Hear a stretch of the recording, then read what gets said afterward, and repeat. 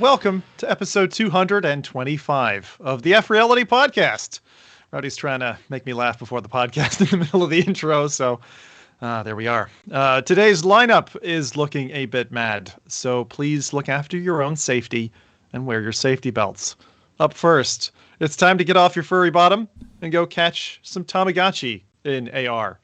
For a while now, we've thought that Meta were home wreckers, and now we have the proof. Puzzling Places aims to fix your failing friendships, over 400 puzzle piece nightmares, starting this weekend. And if you've got dating problems, not to worry. We take relationship advice from VR expert Kaz. And if you're too lonely to date and depth sensor woes have got you down, well, let's take a trip to a department store Father Ted would appreciate. That's right, I'm talking X-ray vision, my fellow creeps. And to cap off this tank of flaming petrol, Jose's giving the lowdown on releases a little bit later on. Well, it is my job to uncage the werewolves and pet the coarse-haired wild beasts who make up the FReality crew. So addressing the gorilla in the room, well, the missing gorilla in the room, Adam's away today, so you won't have to hear about chainsaws, TikTok, or look at her garish green screen today. Nope, we've essentially cleaned out the gunk from today's podcast with a professional power washer. And all that's left, in my wife's words from last night, is a sausage party. Thanks for that image, honey. First up, he's our brother in arms, our VR weapons dealer. And when you've gathered enough in-game coin, he'll set you up with one sick as fuck loadout. Don't have the cash? No problem. The VR tech takes credit. But if you don't pay on time, and I'm being serious here, I expect it to rain server racks down on your head. Hey, Jose, how you doing? Yo, what's up, man? I'm feeling good. Just a lot of VR in my life.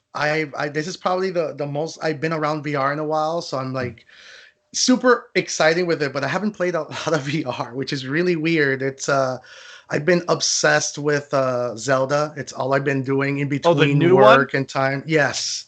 I have become a civil engineer, aerospace engineer, and just in Zelda. It's just an incredible in Zelda. It's crazy. What? So they have taken the Legend of Zelda formula. I don't know if where you guys stopped playing the games. Traditional, getting weapons to find, or get to the dungeon. So they have kept that similar formula, but they also started looking at modern approaches to those mechanics. So they really started looking at Minecraft, Fortnite, and they have managed to bring in. Me, Jose. Okay. Oh, it is terrifying. You're scaring me. I played Breath of the Wild, and this Tears of the Imagine Breath of the Wild and Fortnite's building mechanics, where you can grab logs and build forts in the Legend of Zelda Breath of the Wild universe. So you have this glue gun mechanic, you have this arm mechanic that allows you to grab objects, twist them around. Pretty much, it's a sandbox games. Yeah. It is. They broke this game. But why? So What's the? I'm really curious how that fits into Zelda universe. Are you trying to like customize where you're living? Are you getting to higher platforms? Is it part of the platform part? Like, what is it? To be honest with you, it does. It's just fun. They found a story-based way to incorporate these mechanics, like some ancient technology. It doesn't matter. They just realized the game is fun by adding the Fortnite tools and the Minecraft tools into the Breath of the Wild universe. So fair enough. You're meant to like, for example, there's a cool little map where you're like you have to go across an island, so there's a river. So what you're supposed to do is grab logs, connect them together, make yourself a nice little float. But if you're an experienced player, then you can like create fans, or if you're a Japanese player, which is insane, people are making mechas. So there's actually what? Like mobile mechas, mobile mechs. People are making these giant contraptions. Some people are making F1 jet fighters in the Legend of Zelda universe. Wow. It is absolutely crazy. I saw Beardo Benjo got hooked on making bridges across, troubled water. But aside from that, I didn't realize the extent to which this new system was working. So that sounds like a reasonably sized distraction from the core gameplay then, to kind of go off on the creative tangent. Yeah, there's no... I think I have lost meaning of that game. I'm just spending time creating, mechanics and just breaking the game. And it's so cool that the reason I'm talking about it too, and me, I'm a big nerd, and especially when it comes to getting a lot of the technology, this is running on a Nintendo Switch. Yeah. Where this is running at they found a way to make 23 frames per second locked feel almost 30. It's a technical masterpiece. It only runs at Nintendo 23 frames a second. Yeah, it's about 23 when you really look at it, and it Oh my feels God. 30. It's a technical marvel. Nintendo gets a lot of flack all the time about incomplete games, their lack of polish. They're trying to make a lot of quick buck when it comes to their games, but it's probably one of the most technically impressive game engines out there. It's running on a Switch, and they managed to have, I said it earlier, Fortnite engine with also running on the Breath of the Wild map, but they also created 3 underlying layers, so there's 3 stacked up maps of the same size. It's really impressive. And it's so like a technical marvel. It kind of feels like, because you've gone straight to the technical side, the builder creative side of this, and haven't yet talked about the story. I'm wondering if you've had any time for the story itself. Or did you go in and just went, segue? I could technically so you can save your configurations. With Zelda. Yeah. I think she's somewhere in the map, but you can actually save your inventions, like this little Pokeball thing kind of mechanic. So whenever you see an enemy, you could just drop your invention. So I could technically walk up to the castle that you're supposed to, the last castle, and just drop a military jet that I created and end the game whenever I want. It's nuts. That's kind of bonkers. That's crazy. And no doubt that game is expansive. I gave up on Breath of the Wild when I realized just how enormous that world is, and there was just too much to do. I mean, I love Switch. A lot of people in chat are saying that I just got a Switch, I have a Switch, all this kind of stuff. But Switch is an incredible console if you haven't experienced it. I thought it was going to be a multi-factor printer, but it's not. If anyone needs multiplayer Switch review suggestions, I have that in my reviews site, actually, over at reviews.zimtalk5.com, along with all my VR stuff, just in case someone's like, I need a party game this weekend. Stat, give me a game that's good. I've got a list of about 30 or 40, so let's sort you out. But Breath of the Wild was a good game. This is Tears of the Kingdom. Tears of the Kingdom, and I'm really glad you mentioned that. One final thing you're gonna love this. So there is definitely a burnout that comes when people think of Breath of the Wild, the original one. And one of the things that people got exhausted was finding the Koroks, which was 1,000 of them. This little puzzles that are, or rather, little hidden Easter eggs that you have. They're called the Korok, and there were thousands of them. And I think Nintendo originated. So is that like the Grand Theft Auto drug package? You have sort of. You have to find them. Nintendo didn't intend, I think, or the developers, for them to find them all, but people did. There was I think 1,001, 101. People got burnt out on that, so they brought the same system back into this game. But now they're the Koroks are hey, I need to get to this point, or just little obstacles. So because of the mechanics and the burnout that people have with the Koroks, there has become a meme that brewed into this, and people are now attacking the Korok instead. So if you go on TikTok, you would find literally montages of people just torturing. I'm pretty sure. Is it a cute little animal, or what is it? Yes, it's a little cute little leaf character that you have to help and save, and now there's compilations, and people are just doing. I'm pretty sure Geneva Convention laws are being broken. There's one where you see Link on a horse carrying this wagon with a burning cross, and all the Koroks are burning on it, and they have this dark music playing, and the sky's dark. It's insane. I really like this. This sounds like up my alley now. It's a fun game. I highly recommend it. I remember how. I remember, I just meant the comedy there, but I remember Na'vi or whatever, that annoying little fairy, and just being can I just put you on the end of a pole? Can I just but that's that. So, okay, well, Zelda will get saved in something like 1,000 years or something after Jose's rebuilt the kingdom. maybe. His own spec. With a fighter jet. You know what? I'm looking for oil at this point. I'm rebuild. I'm bringing civilization into Hyrule. I was like, you know what? Forget Ganon. We're bringing infrastructure, internet. We're bringing aerospace engineering. You know, I'm making Kakariko the next America. Not long before we're going to see those server rack setups, right? Getting advertisements all over Hyrule. Oh my days. Oh, Stalling Jesus. advertisement. All right. Well, welcome. We specialize in VR, AR, and torturing cute little creatures here on FReality. Next, we're going to move on to the Great Equalizer. Not just with the audio. This Belgian behemoth smashes through more signal-to-noise ratio every month than your mom. So pay your respects to Europe's Mr. Universe 2007.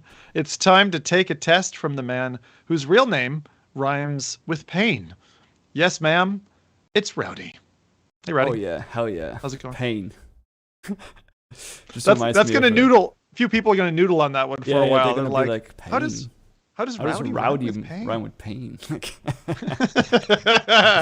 Nice Yeah, no, inside one I've for been us. great. I've been great. I actually had a very interesting week. Yesterday I went for the first time ever to Cirque du Soleil, which is a Montreal-based circus. It's worldwide known. I'm guessing that you guys know it as well. It was my first time actually seeing it live, and it was quite an experience. You know, I think it's been since COVID that I've been to like an outdoor or like an indoor event of that size, or like that kind of like I don't know, like I don't typically go to the theater or like the opera or musicals that often, but I do enjoy it when I do. And yesterday, like the way that they merged audio and visual and like theatry and like all of that stuff together was it was quite the experience. Like it took me like a good 30 minutes for me to realize that all the music was actually played by a live band, to complement the scenes that they were seeing on the screen and to complement the things that the artists were doing,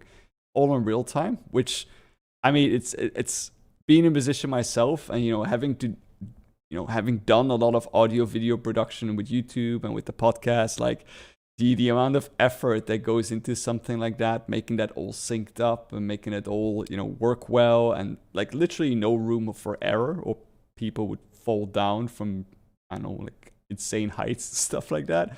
That's quite an impressive thing to see happen in front of you. We had like really good seats as well, so it was like, yeah. The nice thing about Cirque du Soleil is if you weren't already aware, and Rowdy's whets your appetite for amazing spectacles, there was a Felix and Paul VR, right? How would I call it? An experience, but it was stage side. So you weren't like sitting in the audience necessarily. You were there with the actors. Mm-hmm. That was quite good. That was a few years ago now, maybe 2017, 2018. Yeah. That was cool. Seeing that in person must have been pretty dramatic. Because it's so interactive with the audience. So I think like in VR that would be amazing as well, because like they switch like certain scenes, but everything happens, there's no curtain or something like that. So it's just the lights dim a little bit. But in order to distract you, all of a sudden there's like something happening in the audience behind you. So everyone like turns around and there's no idea that the scene is switching, that they're moving stuff and bringing out mattresses and all that stuff. And then you turn back because, something happening is in front of you and you're looking at a different scene. So they play really well with that, like, bringing it, like making it like a full, like almost 2-hour experience with like a 25-minute break. But like it's constantly entertaining. There's no like, okay, this act is over, let's move on to the next act. No, it's like this act is over because there's something happening behind you that you should look into now. And you turn around and it's like, someone is like doing something. And then, at the same time, they're like switching the scene in front of you, which is really, it's really impressive. And it's not that big of a team, I think, either, for like such a video production, because I saw, like a little bit of tech and the nerds inside of me comes out then and like starts like wondering how they do this and how they do that. But everyone has like 4 to 5 different roles, and like not only like the artists doing like the jumps and the swings and all of that stuff. And there was a woman being pulled up by her hair, like which God. I also don't understand how that works. Jeez. But it was kind of impressive. But yeah, everyone has like different roles, even if they're not on the scene. While they might be an artist in the next scene, which is really cool to see. kind of scares me. Very tense. I'm stuck on the woman being lifted up by her hair thing. Yeah, she first did it with her hair. So there were two. So like they were attached by the hair. So both of them were attached by the hair. And then afterwards they did it with their teeth. So they were like swinging and stuff. Like I'm like, how? What kind of jaws do you guys have? Like yeah. I saw that once in it was Mallorca.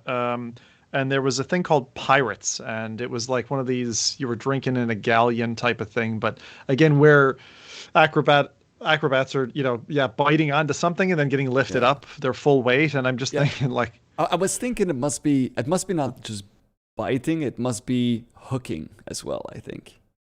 I've seen it. I've seen it where they're just biting onto something. And well, they do that there as well, but like I just don't understand how you'd be able to hold that. So I'm thinking like maybe they like hook it. They're not nerds. Like, they're just not nerds, Rowdy. I suppose. They just have like they're nerds.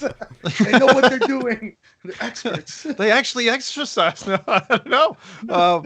But I like it when you guys shout out things that you're experiencing and trying out. It's okay to give kind of non-VR shout-outs. I'm still with Rowdy's card in the back of my head. It's like, go see Guardians of the Galaxy 3. It's cute. And I know it'll be cute for like, I feel like a year by the time I actually get to see it. But I'll come back and I'll share my thoughts. It's fun. And now Cirque du Soleil is even further away. But I'm curious, what's the price tag for a ticket for something like that? Is it like $150 or something? Like, what is it? Yeah, like we paid a little bit more than that because we wanted to have like a real good experience. Like executive seats, champagne. It wasn't I mean, the seats were a little bit disappointing. So they're just like, like it was like it's in a tent and you have these like little chairs that you sit on. So the seats itself was also like a bit too close together. It was a little bit uncomfortable, I would say.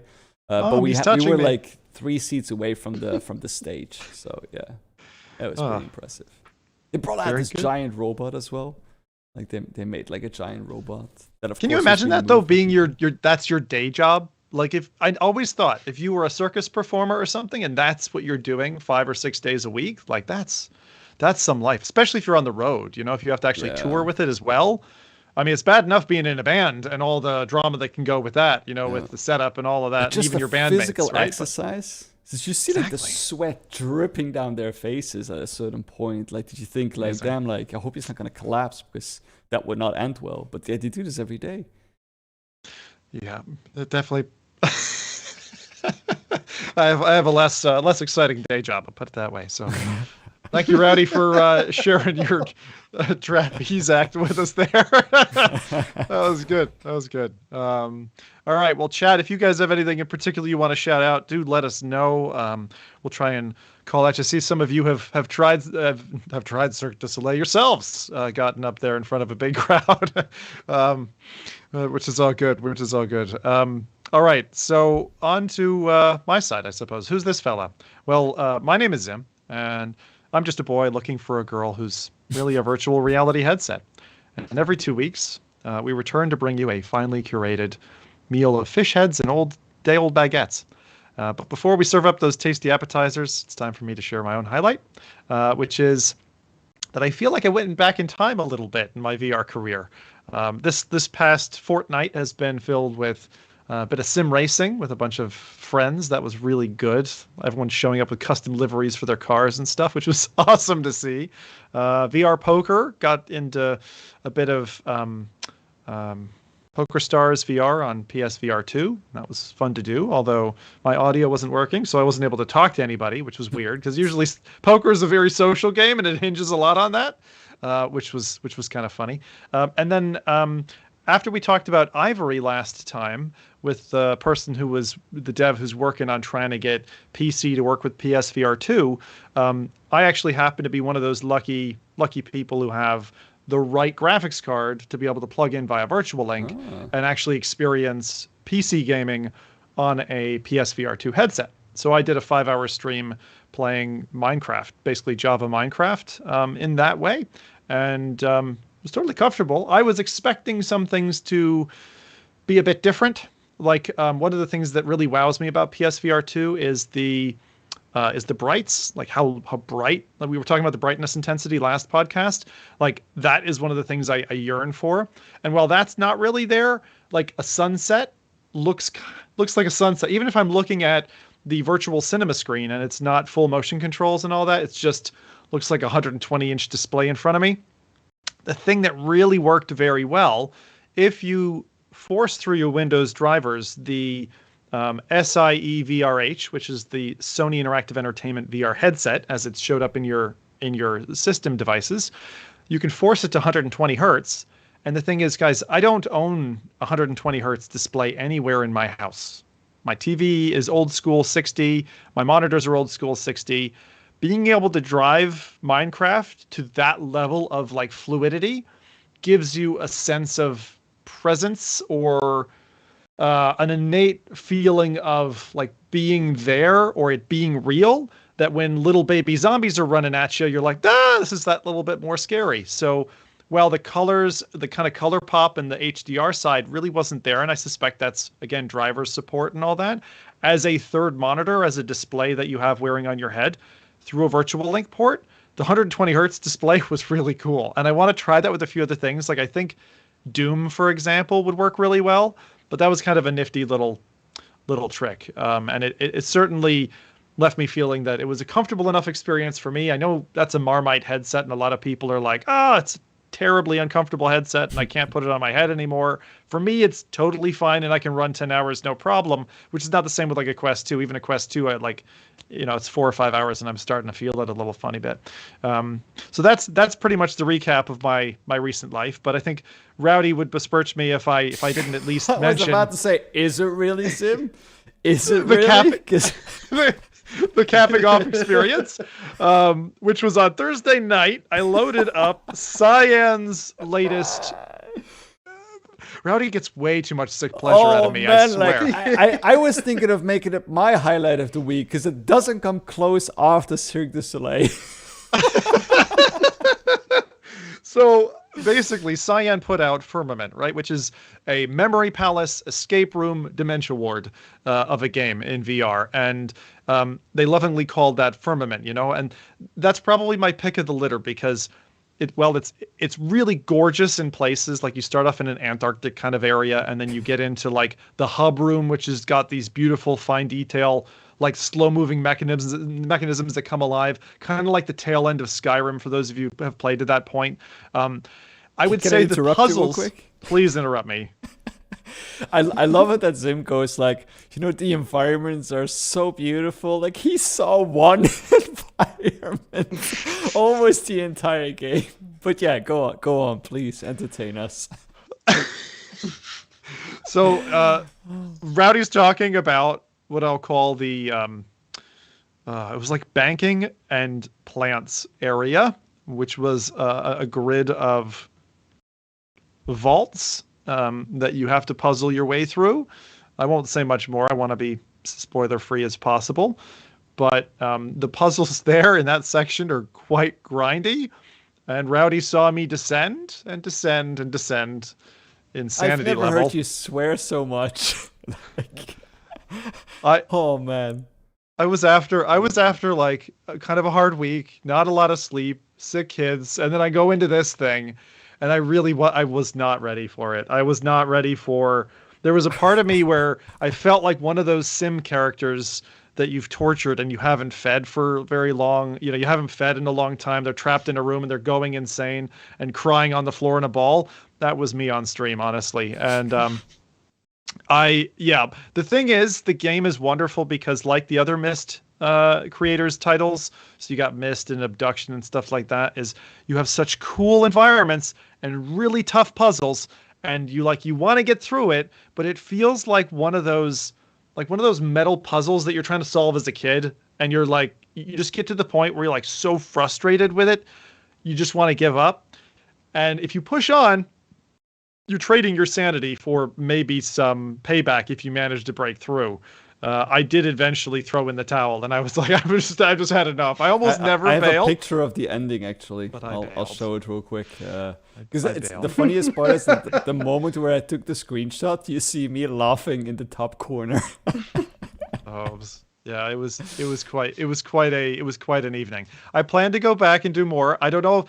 It's one of those games, just like some people feel with horror games, where you're like you feel steeped in stress, like you're so covered in stress that you're like, I don't know if I can bring it upon myself to go back. And that's how I feel about Firmament right now. I'm like, it stressed me out so much. I'm like, do I really want to do that this Sunday? Maybe I should just play something else that's, fun. I hope that you do. I'll be there to support. Oh, support. Oh, God. I'll be there. Yeah, Let's call it that way. You could have made a jet fighter, bro. Oh, I could have made a jet fighter. Which, yeah, honestly, it feels like that. But I've missed a few screws and bolts or something. So that's Firmament. That's only just out. If you are trying to hurt yourself, that's one way to do it. I love my favorite comment from streaming that night was someone said, "I'm so glad I clicked on this video, and I've just bought Ghost of Tarkov, and that's downloading now." Like someone's like, "I'm so glad you steered me away from this," which I think there's going to be a lot of people who feel like that about Firmament.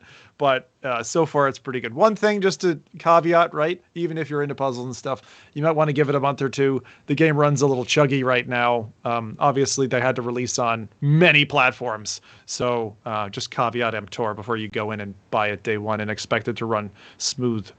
It's not glass smooth yet. So that was my highlight. Thank you. Maybe I should call that a low light. That was tough. So I feel like I've been through war. All right, with that, let's proper news is going to lie ahead here, but let's first clear out some space for our first sponsor of today's episode. Friends, have you heard of Swordsman VR? In case you haven't, Swordsman is a physics-based, realistic combat experience. You get to stop the Jotun from seizing control and take down armies of knights, Vikings, Mongols, and samurai in 8 exhilarating environments. It's a successful title on several platforms, including Quest, PSVR, and Steam. And like that naughty Child King in Game of Thrones, this game keeps getting richer.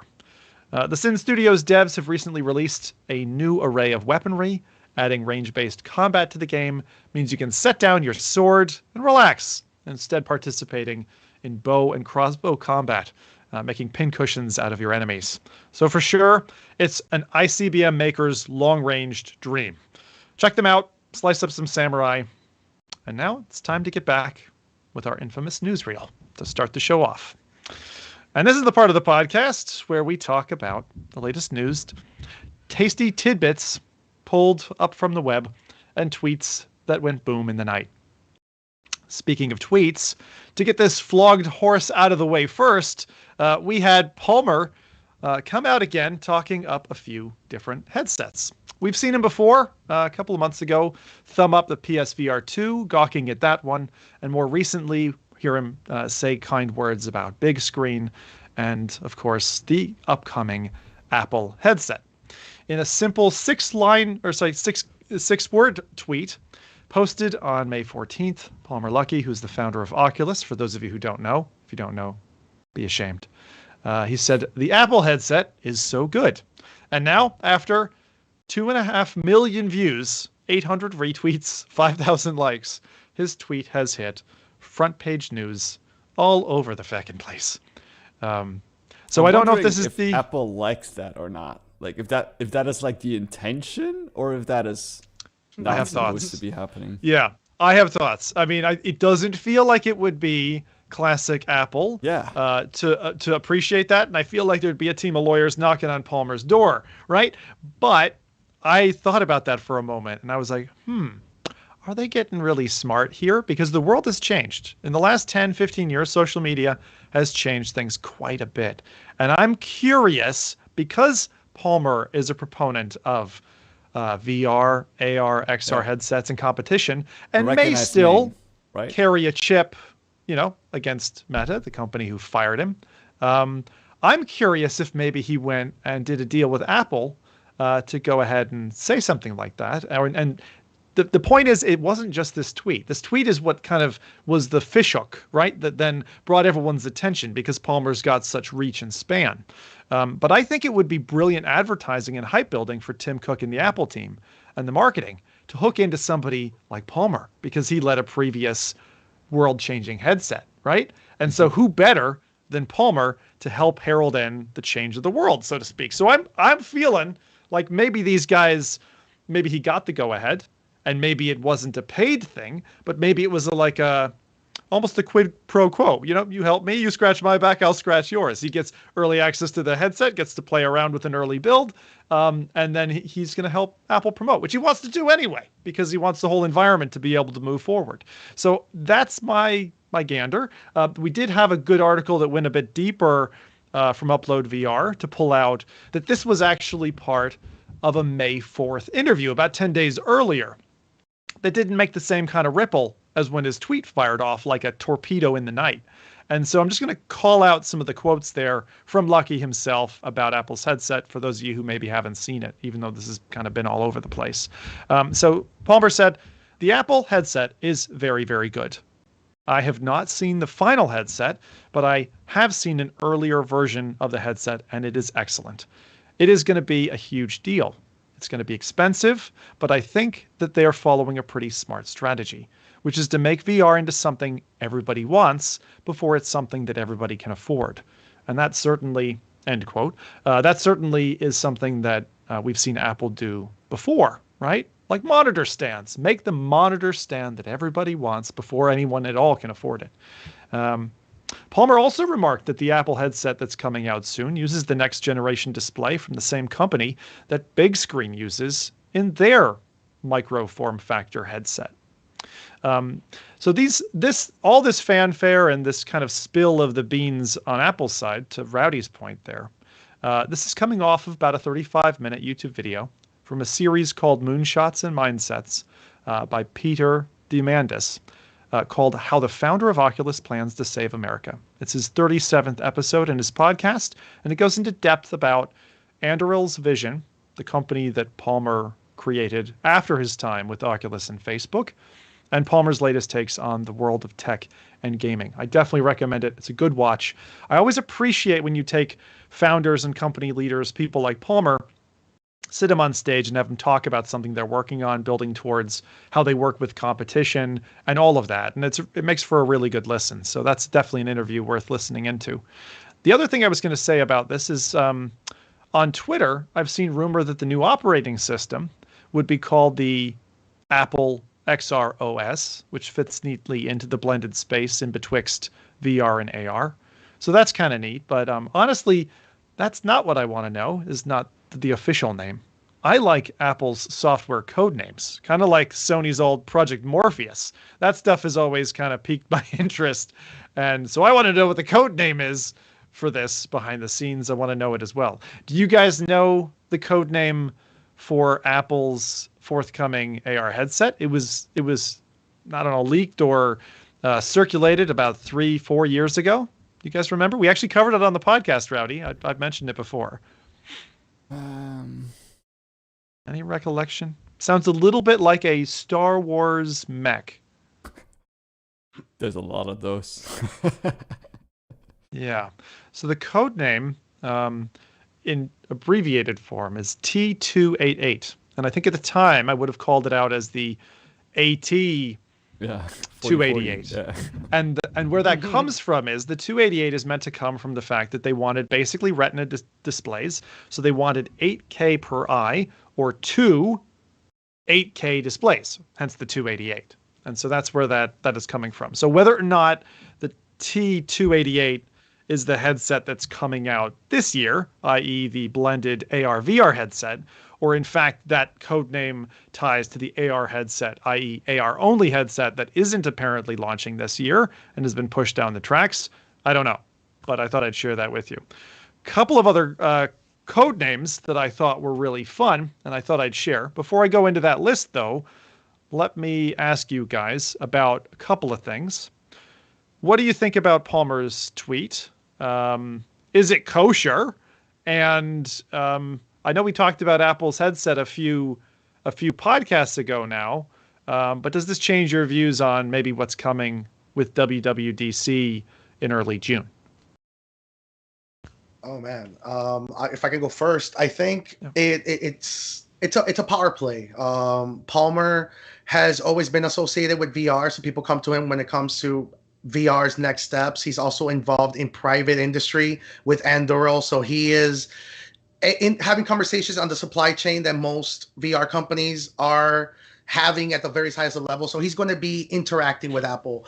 I don't think it was planned. I think that he found a clever way to get to talk about it. Maybe somebody broke an NDA or somebody at Apple was like, hey, you know, you mentioned this on the 4th.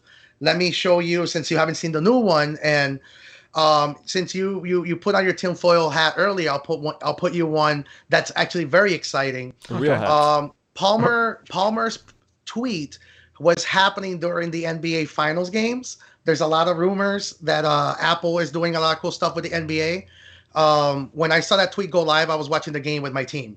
So I was kind of like, when I saw that and I was watching the game, it almost made me a little like, the time was very coincidental. And I was like, I wonder if he's seeing something that somebody went like, hey, check out the NBA game live.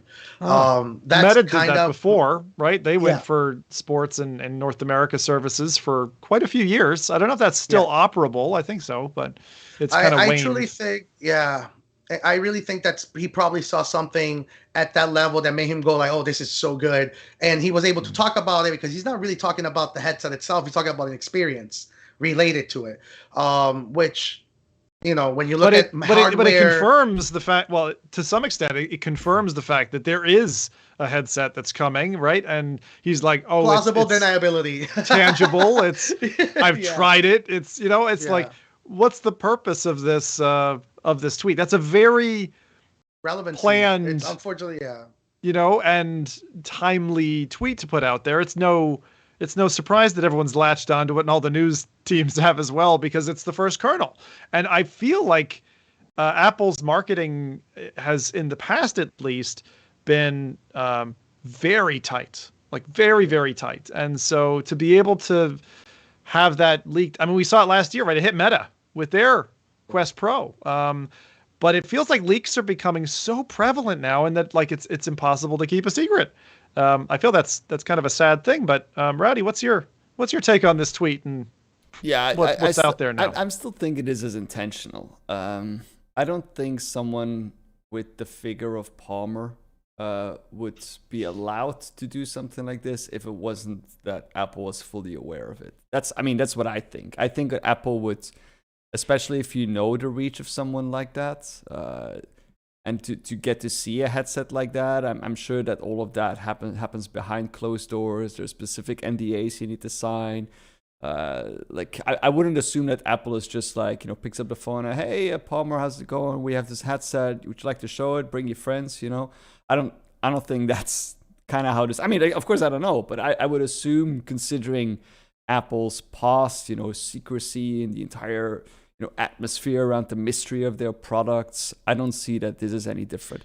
It does confirm that there is, you know, that it looks like they're gearing towards releasing a headset now, right? My question, of course, then becomes like, what is this headset for? Because, you know, with the comments that Palmer has made, this is very, again, oriented at business as compared to the Quest Pro. There's no comparison to the Meta Quest or the Quest 3 or like whatever it is that they're going to bring out. It feels like this is more like aimed towards those pro devices, business users, and like hopefully that comes with an array of apps then as well, because then I would like to see like an ecosystem, because if Apple develops a product, it's going to be their ecosystem. It's not want it all. It's not going to be like a gaming device, at least I think, for like, you know, Steam and like all of those kind of things. So this is going to be a completely separate kind of ecosystem that's going to work really well with their products, and that's going to push the market, you know, in favor of them. But again, like I would like to see a company like Apple challenge a company like Meta in, like, you know, what the biggest VR industry at the moment at least still is I think the gaming market. And I would like to see there more competition there.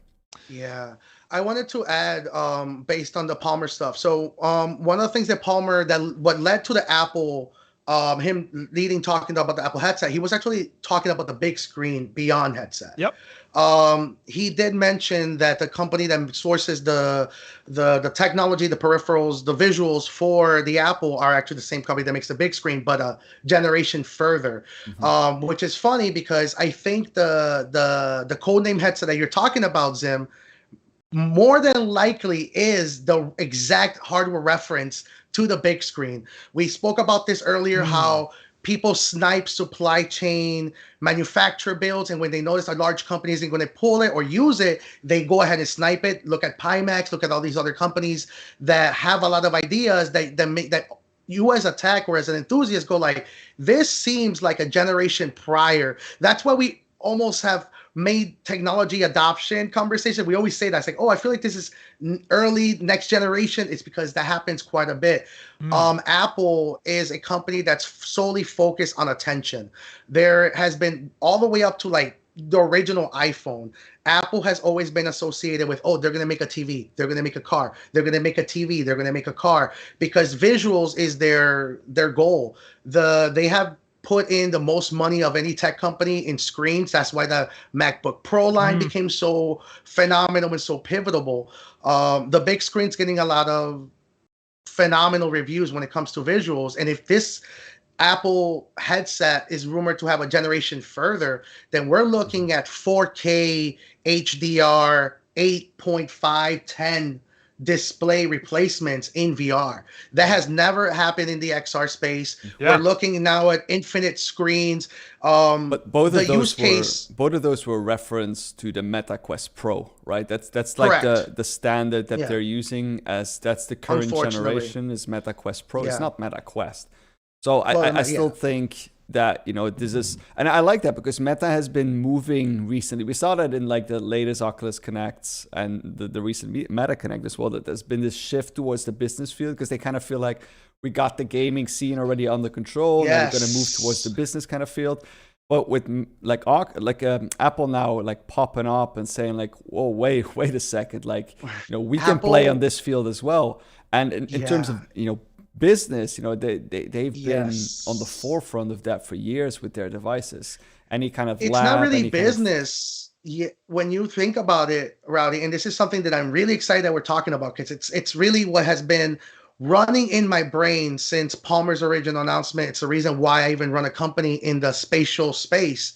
Is we're starting to see conversations by people that know computers. Apple, if say whatever you want, people disagree, basically. Apple is one of the fathers of modern PC, personal computing, and they know what adoption looks like when it comes to personal computing. Virtual reality right now, because of gaming, it actually poisoned the well, because we look at mobile adoption based on games and cell phones, and virtual reality is being associated with mobile adoption.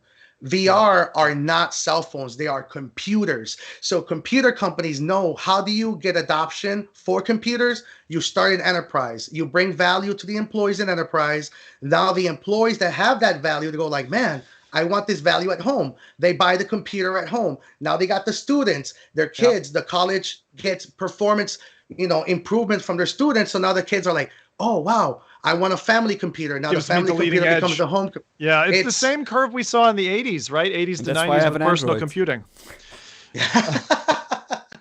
I missed that link, Rowdy. Why do you have an Android? Because I refuse to give in.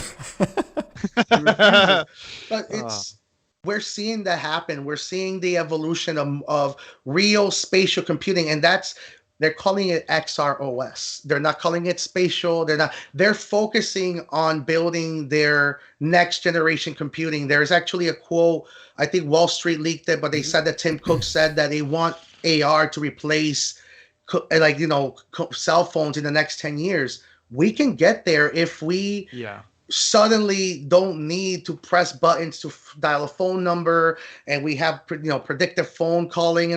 Life will get easier, and it all starts with business. And I don't disagree that that's the trajectory, and we've seen other interviews with Tim Cook that essentially give that foundation. Wall Street Journal, however, when it comes to this space, everything in VR and AR are horrible. I have seen them misreport countless times over the last 5 years, and I do not trust them one bit. I just get that out there. That said, I'm going to go to another player in that space and just talk about some of the details that they've spoken about regarding the Apple headset that's coming, and some details that they think it will bring. We've touched on some of this in previous podcasts, so I'll make this kind of quick. But Forbes went on to cover some details about the Apple headset, right? Saying that it was roughly $3,000, that Apple projects it will sell about 900,000 units, which when we think about PSVR 2's original trajectory, it's actually not far off of that. Now, the cost is obviously quite a bit higher. The purpose, as Jose's suggesting there, is to fully replace your iPhone and Mac entirely, and it's supposed to have capabilities of both hand and eye control. There are some marketing specialists that believe that this could be, one of the set up to be one of the greatest tech flops of all time. But I think without taking this gamble, Apple wouldn't necessarily stand a chance at gripping onto a future that they need to be part of in that personal computing space that Jose is talking about. And I agree with you, Jose. I think that they are forefathers, and to some extent, they're holding the shield now, and they need to make a play. Like, they might be one of the bigger heavyweights at the table. It's been enough years now. They need to make a play. Like, and they've seen their competitors or would-be competitors try, and to some extent, some of that has floundered. Like Quest Pro, it's been a little bit upsy downsy in that respect. Meta's still going at it. They're still going hard at R&D. Not every product needs to win a battle in order for them to win the war, right? So I'm still keen to see what's going to happen Meta versus Apple in the long run, and even some of the other players out there.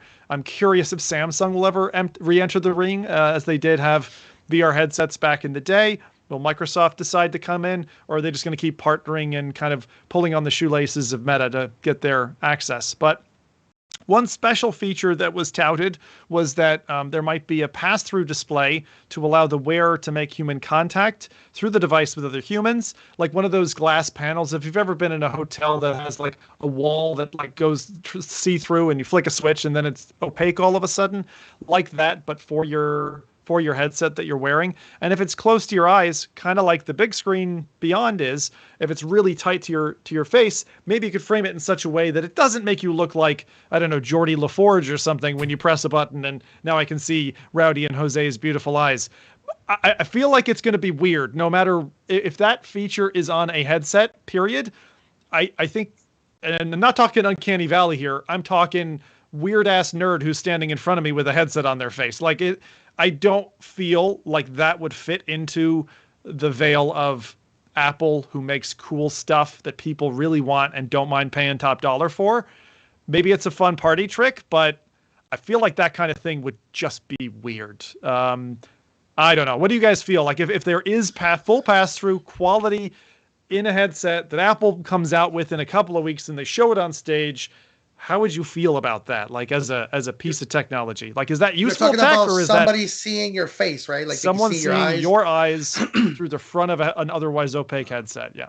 I think that's just marketing gimmick that they're misinterpreting. I think my theory, based on conversations of people, it's going to just become a standard that makes you think that people are looking at you. I think there's going to be directional lights. There's going to be like a do not disturb kind of hues that I think people will associate. Oh, the headset is like a reddish purple hue, means do not disturb, leave the person alone. They're going to start seeing color cues, and maybe that could lead for, lights and colors are a very fun way for VR to detect statuses of things. We mentioned it already. I going back to Quest Pro and my excitement, we talked about the future of spatial, which is VR just being a small component of it. Everything is interacting, talking with each other. I hate bringing things from other topics, but it's almost related. Bradley Lynch released a video a few days ago showing the power of mixed reality using a Valve Index, because the Valve Index has color cameras, and he was showing his pup running around with a tracker. That was amazing. Yeah. So these are very basic case studies that you can start applying to. This is how old is the index now? Like almost 10 years. It's insanely old, but now. Yeah, absolutely. Look at that. Think of those logics with new technology and what you could do. I've not seen a lot of, and just that's, we don't have that link, Rowdy, but if you're able to find it, sorry, so sadly, for bringing it's it Bradley. Yeah, basically Bradley I showed already that found it's the video. I'm posited- just looking for the the dogs timestamp. Very early on. Yeah. So basically, just for our audio listeners, right? So it's a Yes. composited video where there's a dog, and through mixed reality, there's like a punch-through hole, very Yes. similar to what was it called? Facebook or Oculus or Meta Workrooms? Yeah, the where keyboard tracker. Yeah. where you had the ability to punch through to reality and you could see your hands on your keyboard, but the rest of what you were in was your working space. You could also use that to kind of draw into the environment. And so, yeah, you see this dog who's like represented as a kind of a cubic rectangle, you know, in space. Such a good block. Such a good block. Such a good block. Good boy. And this is just a fun pass-through feature, but like I don't think I've seen used very often. Like in the original Vive, they had that lovely like fisheye lens pass-through, which streamers loved, and they used that all the time. But the Vive the Index in terms of its capability to pass through is not something that we've seen prevalently. We haven't seen that. And the reason I'm bringing that up, Zim, is it's spatial data. The limitation right now is engineering framework. How can you make these magic use cases feasible and easily done by, in developers en masse? So you have to build streamlined tools for it. And this is where it gets fun. You can say whatever you want about Apple, but Apple knows spatial better than anyone. Their AirTag systems, their spatial mappers, they have been doing 3D stereo the sound AR platform, for a while. The measurement capabilities. Yeah, they've been gathering that data for 10 years. So now imagine what happens when anything with an AirTag can be tracked and brought into, your virtual space without doing any calibration. Or any talk about that later. Yeah. So it's very fun. The potentials. I think they're well positioned they're actually very well positioned, I feel like, to come in with a wrecking ball, like do a true Miley Cyrus on VR and AR right now. And I know that's a wonderful image, right? See Tim Cook naked on a wrecking ball flying into our living room. It's probably I've been dreaming about it. I'm really excited about the Apple headset. I mean, I do understand the discussion of like, is this going to be like a flop by like a part of the tech scene? Because I don't think, although it's going to be a technical marvel, I don't think that this is going to all of a sudden be like wide adoption like the iPhone was. I don't see that happening. I think this is like a slower progress where, you see like more and more applications developed and an ecosystem comes around it. And then you can start getting value from that when, they starts having them in classrooms or like garages or like whatever it is. But like Jose said, I think like the application or the target here is more business rather than like personal home use. I don't know. I'm going to come in from a different side, and I know we've talked about this before, so I won't belabor the point. But I think they could solve, because they've got Apple TV and that whole thing and all the licensing, they could solve the cinema. What is the thing that's gotten the back broken of it because of lockdown and all that? People stopped going out to the movies, and more people are going back out and getting into that. But this is a great opportunistic time to launch a platform to do basically what the big screen team envisaged way back, like 2015, I would say, and literally dominate media at home through this headset. Like, put me in a cinematic experience that's better than IMAX in my chair. Right? When I can sit down and do that. You're a social nerd, like you love doing social nerdy stuff. But like, there's a ton of people, and I have a ton of friends as well, who just love going to the cinemas, not because to see a movie, but it's just like kind of like to get that experience. Because like a major thing for me is like you have a limited selection. You don't have like 1,000 movies to choose from. No, you only have like 10 movies you need to choose from. You need to pick one. True. You go there. True.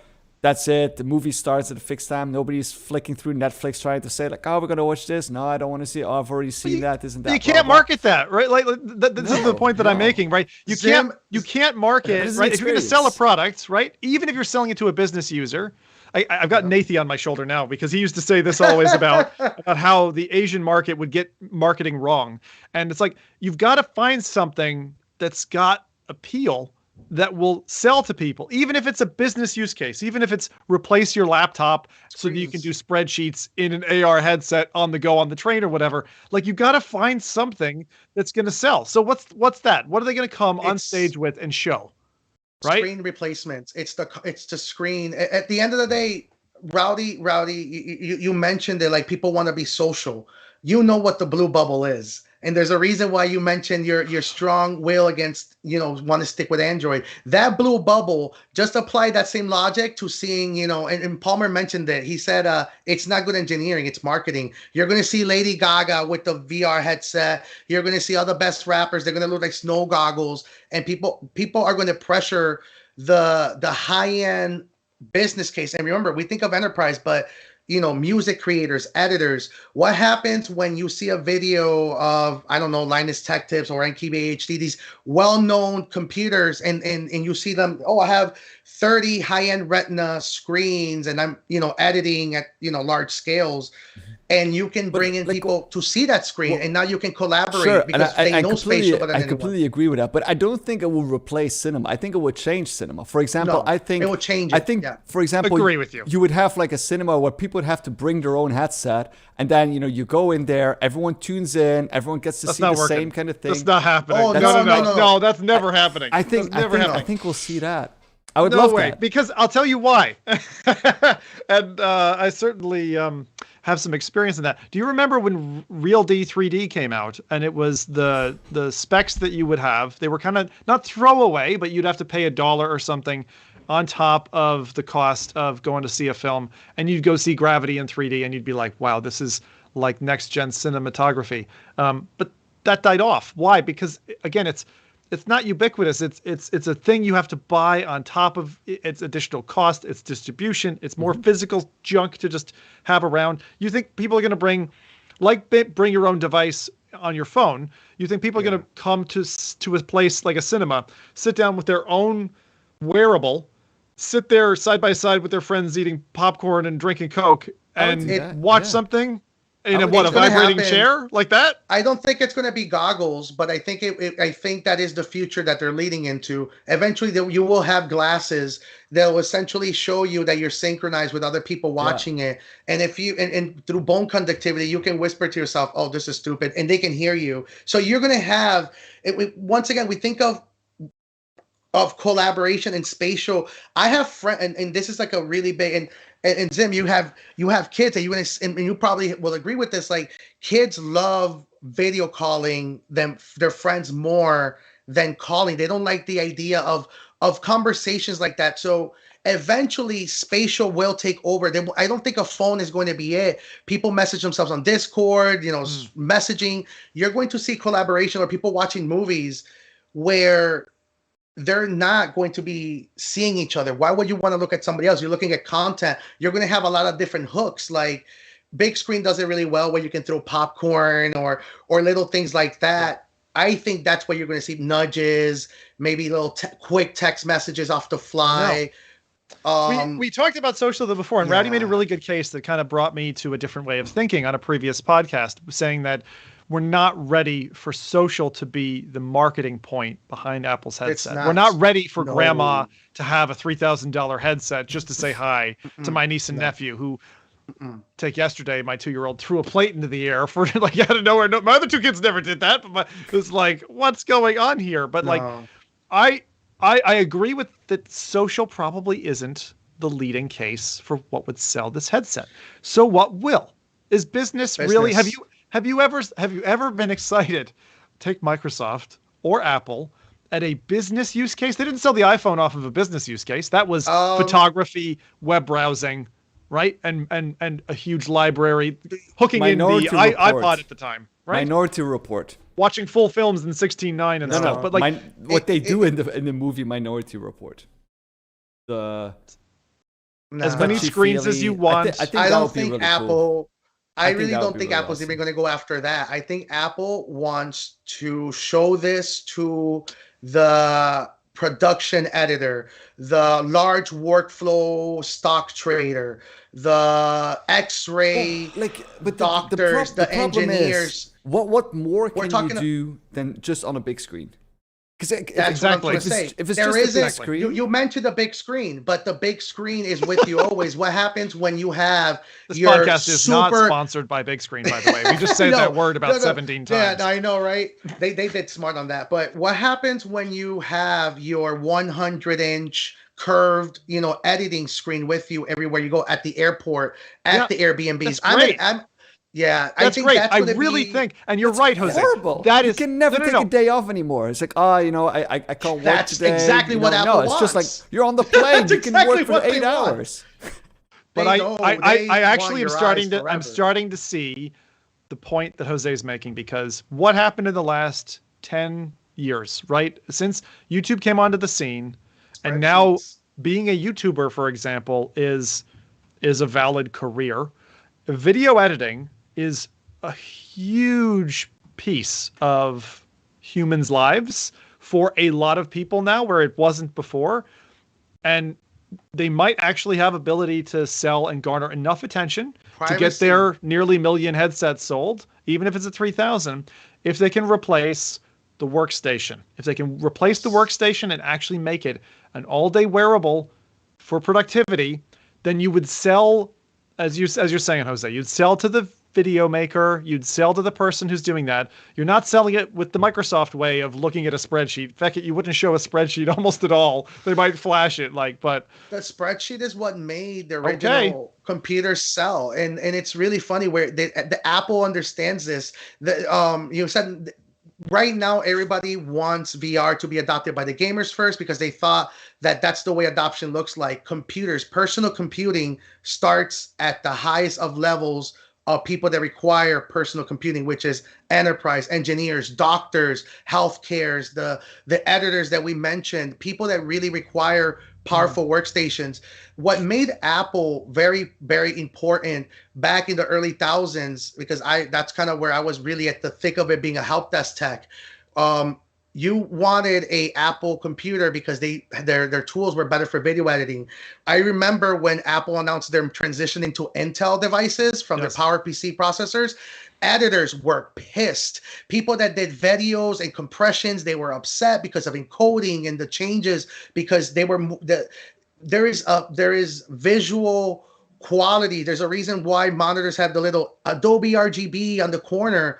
Those are little things that we personally may not care about, but editors do. People that cinematographers, still, like, color cinephiles, grading. The color issue, grading.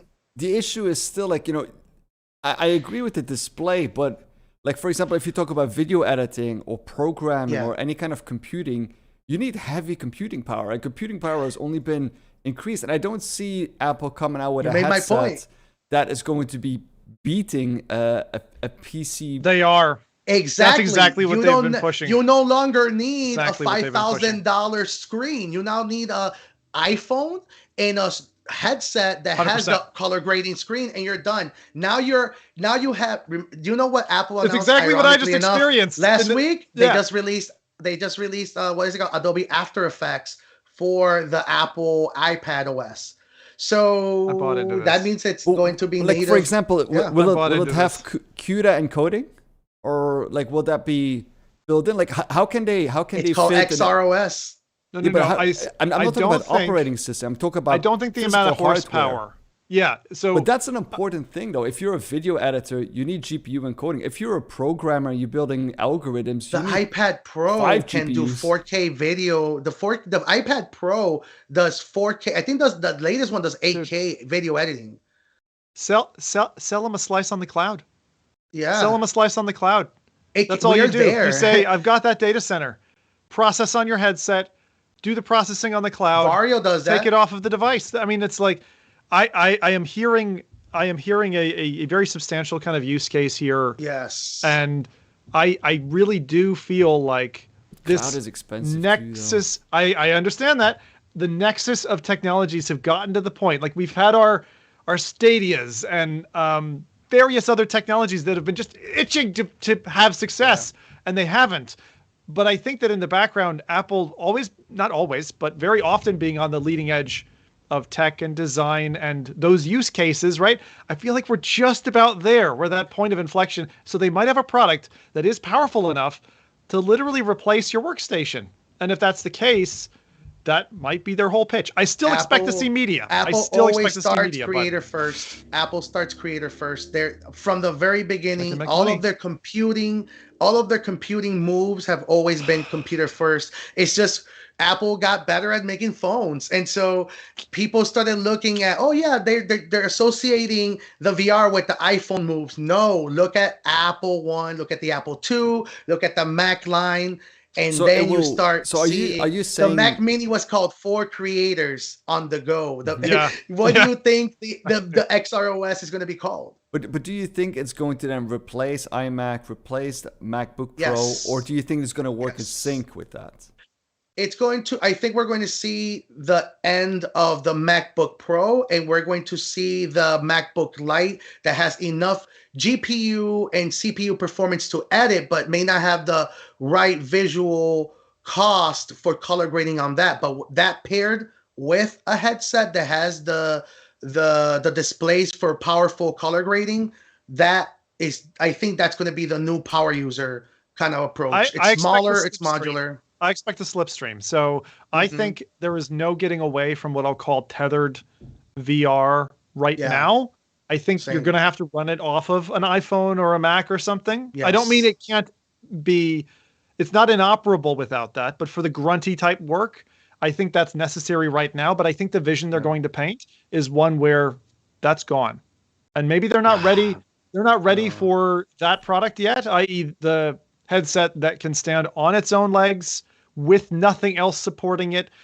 Kind of like where Meta's going with the Quest Pro, right? Where it's standing there and it is the device. But even the Quest Pro doesn't have enough grunt, right? At this point. I just don't believe that. Like, I always think that, at least up until this point, we've always had, PCs becoming stronger and stronger and stronger. And sure, like, we can catch up with mobile devices, but eventually the demand for computing power is constantly increasing as well. Apple knows that, bro. Yeah, but I just don't see it, unless they indeed work with a cloud and they, everyone purchases but that's going to be insanely expensive. Vario, I know what you're saying. The XR3 model, which is behind the scenes. I don't know if this is still the case, but the XR3 was the one that Apple engineers and people that were designing products for the targeting hardware of what the Apple headset will be or was at the time.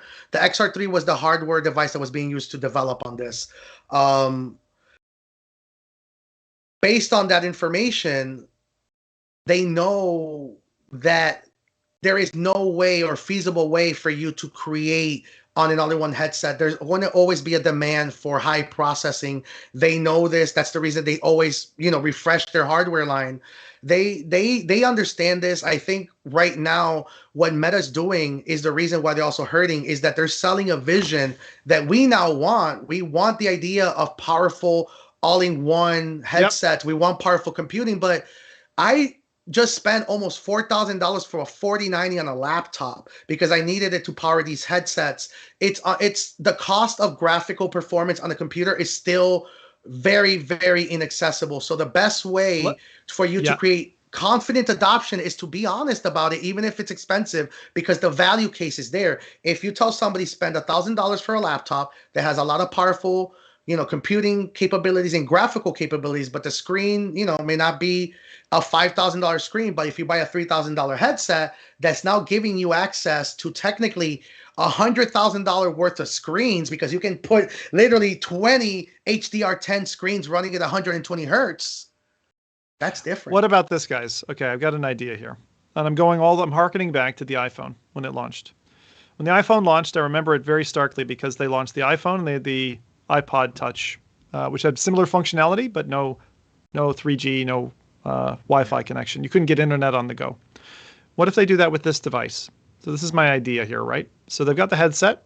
Headset itself is probably $3,000 in Apple's money worth of tech in this headset. But with that, if you want to use it on the go, on the train, in the office, or whatever, wherever you're going, as a mobile workstation, you apply to their subscription. And you will probably need to do that over like LTE data, 4G, that type of thing, right? And so they'd be partnering with telcos, telecoms providers, to be able to give that essentially subscription model.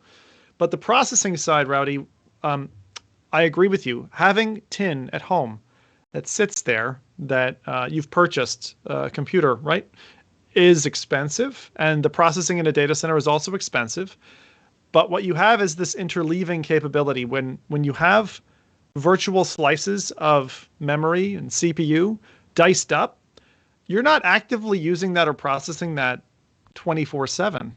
And so the cost of that in a data center model, leveraging cloud, being able to do offloaded processing, could be enough to bring the cost of that to a point where you could say, pay a monthly fee and you can use this device anywhere.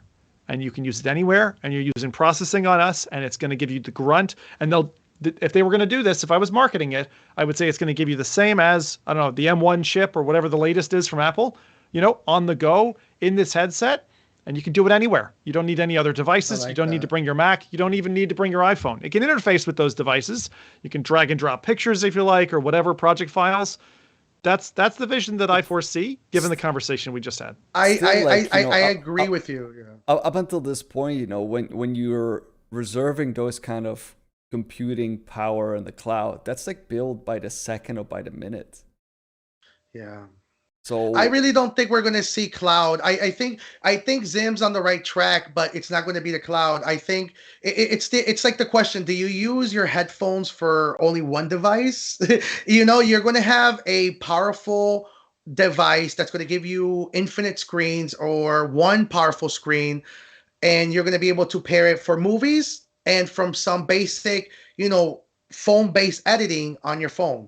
But if you are doing actual work, you connect it to your laptop. If you're in the living, it's going to connect to multiple devices. You mentioned theaters. What if movie theaters, end up incorporating a lightning bolt on the seats, and you do end up seeing that reality too much infrastructure. Too much infrastructure. Look, physical changes, different devices, and physical tethering are things that I think, from a design perspective, we have to get away from. Like, to say that I need to have device A and device B together. I'll go so far as to say even having an iPhone and earbuds that you can lose or forget or what, it's too much kind of faff. And Apple's always been a real purist in terms of their design, from everything, their interface, the security features, the walkthrough process when you first get their device and set up. I feel like it's got to be all in one. It's got to be there. I don't believe that. You answered your question as you said that Apple's really good at creating products. So their headphones are mini computers. Why would they say, headphones hey, these mini computers? Yeah. Their earpieces have spatial sensors. They have depth sensors. Right. Yes. If it detects tumbling, it sends a SOS trigger to the Apple Watch and asks you if you're okay. If you lose one and you're walking away, it tells you, hey, you may have dropped your earpod. Go walk back up to it, and it will show you how far it is from you. That's so smart. I mentioned it earlier, they know spatial computing better than anyone. What they're going to release is a very, very powerful display replacement. They're going to be like, okay, yeah, sure, spend $1,300 on a 55-inch TV for your little apartment that you never bring people over anyways, or spend $2,000 and buy yourself a 400-inch screen. Have you ever met modern like techies? No, it's honestly true. No. He's like, what Jose's spitting is the truth, right? Like, I hear that. I used to be that. one of them, man. I'm speaking from experience. If you have a family of 4, then you need 4 of those devices. That's $12,000. Well, you could spend editors, engineers, people that have a lot. I managed, when I was working help desk IT for a hospital, I literally had 7 screens showing me feeds of servers. Like, imagine if you can do that on a pop-up, literally put on your glasses and you're done. A lot of people will bite. A lot of people will bite. This is for increase in the productivity. creators. And for example, which one of you said it? The college kid, right? Who does better as a result of, like, I understand, right? If they're trying to put and what I see with Apple, why would you release in 2023 if you're not ready with your whiz-bang product? You want to put your foot in the door. You want to get in so you're not forgotten, so you don't lose out in the long run, right? Because at some point you've got to decide, when do I strike? And definitely last year, when Meta made their big kerfuffle of, the metaverse and we're changing our branding and all that shit, right? Like they they made so much noise that I wouldn't be surprised if a company like Apple's like, come on, guys, we gotta get a shit together, get something out the door, and make a name for Apple, because it's not just these guys, who own this space. We need to own this space. But I'm gonna be honest, so we need to start. If it's just screen replacements, I'm gonna be disappointed.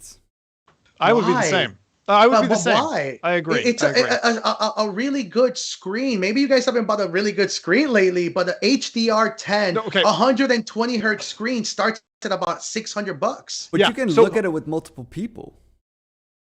Yeah, but who is sharing their monitor, their personal PC, personal computer monitor with multiple people? Well, the era of the family computer has changed. Everybody has laptops. Everybody has mobile devices.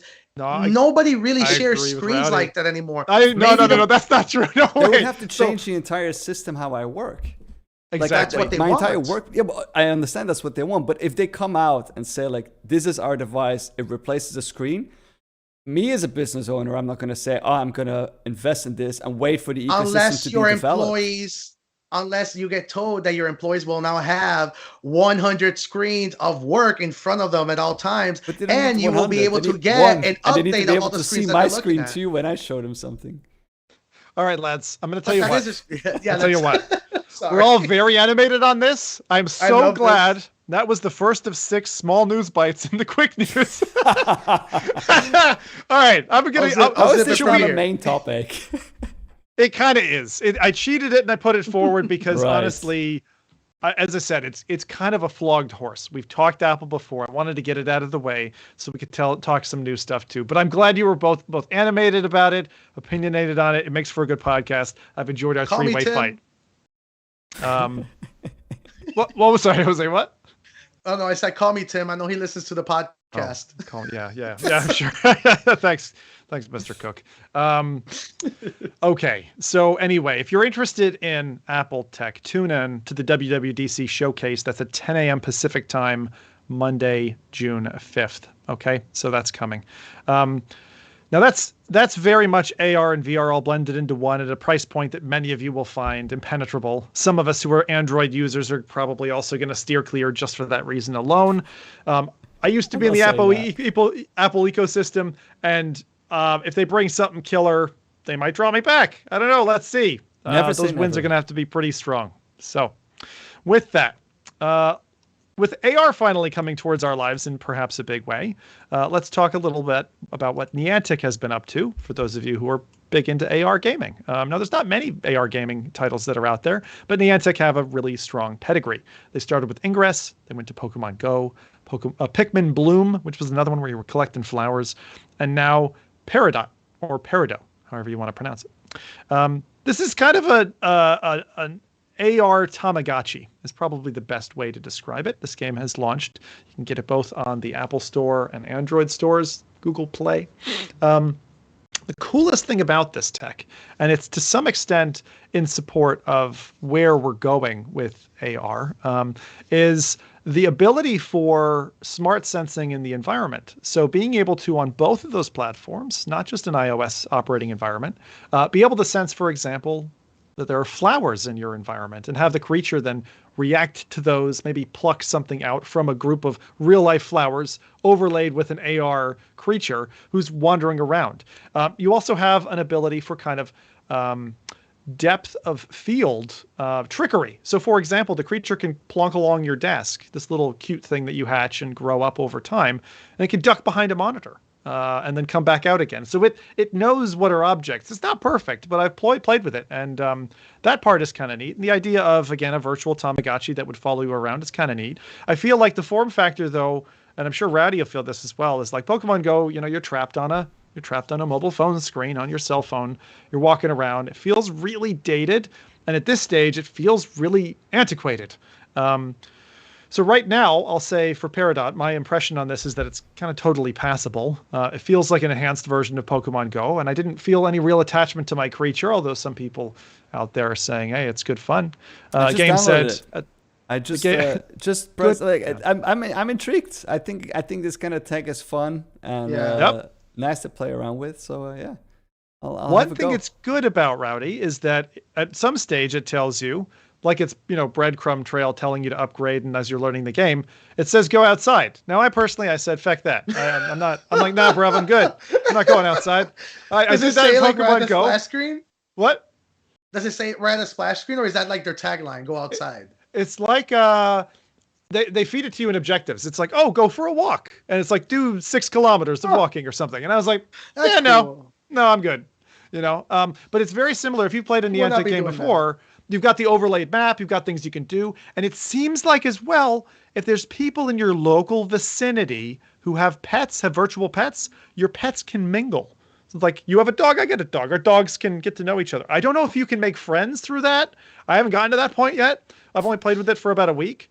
But Rowdy, give it a shot. You walk outside more than I do. Yeah, but I'm not gonna make friends. Yeah, like with other. Yeah, you don't want to. Hell You no. don't want to meet with the demographic that's probably playing this No. game, and this No, thank rugged you. bearded man just shows up like, "Hey, want to Hey, make you friends?" got a Peridot too? It'd be No, so I funny. don't. No, I don't. No, Don't come no. up to me. No, bro. That's like when you on a used list to. or two. Do you remember the Pokemon Go days? You'd be driving with your car, and you'd see people like doing the catch swipe on their phone, and you're like, I know what you're doing. I know what's up. But the thing that really excites me is not what it is right now, but that I think this is going to be their flagship title for what's coming next. We saw before, Niantic had teased their outdoor augmented reality headset, shown as like a reference stock headset. But the idea then that you could live the game seems much more interesting to me. So you could have grown up your little creature, and they'd walk along with you as you're walking on your way to the train station, or getting on a bus, or walking to your car in the morning, that type of thing, right? So that's pretty neat for a headset that you can wear outside, and that is designed for that use case, and then fits you right into maybe not even just one, maybe a whole host of different Niantic games on the go. So that's pretty cool. Yeah. That's pretty cool. I'm really curious what this even exists. Honestly, Yeah. Nintendo. You mentioned it earlier, Pokemon, and they have the Pokemon IP. Nintendo they have Pikmin, another IP from Nintendo. Nintendo's been pumping so much money to them. I see this, and it makes me kind of wonder: is like, was this either a Pokemon game that Nintendo kind of went like, nah, we're not in it, we're not interested, and they were like, oh, we have all this development, let's ship it out, or they're trying to incentivize Nintendo to say, hey, this is the future of Pokemon. Well, they clearly have a strong relationship with Nintendo because they've got the IP from disrupted Pokemon. They've got the IP for Pikmin. These are big IPs. There's more as well that I don't have. They in this changed list. the core from the gaming side. The Pokemon Go phenomena was bigger than Nintendo anticipated because it actually fundamentally changed actual core Pokemon, and I don't think Nintendo ever expected that to happen. Right. And Japanese companies are very they're very vengeful about things like that. Maybe that's the reason why I don't know why, because I'm not sure there's a beef under this, Jose, but like what? Yeah, you think there's a video. Nintendo were fighting it out now, like it behind the scenes. Well, look at the Niantic case video last year where they show Pokemon Go AR. It's the same weird technology, but with different monsters, and I'm like, oh, like, what happened? Like, I just see that. I'm very curious if I think it's more that the world has. Man. In the statistics behind the scenes, I think that we've cooled off on Pokemon Go as a populace, and I think that we're ready. They've tried to push it again a few times, but sometimes the ship has sailed, the hype has died down, and the patient's not coming back to life. And I think that that's where we are with Pokemon Go right now. I hope not. I want a Pikachu with me, man. I really like. I think they could do that. Now, it would be awesome if Niantic, for example, if they're not ready to launch on their headset, and I'm not going to drag us back into Apple. But hey, maybe they could do something. If they need something that's high prowess, high population, big IP, they could combine that with their headset. Now, I don't think they're going to be going the gaming route at all. I think it's like gaming in current day Apple products. I think it's going to be kind of the forgotten.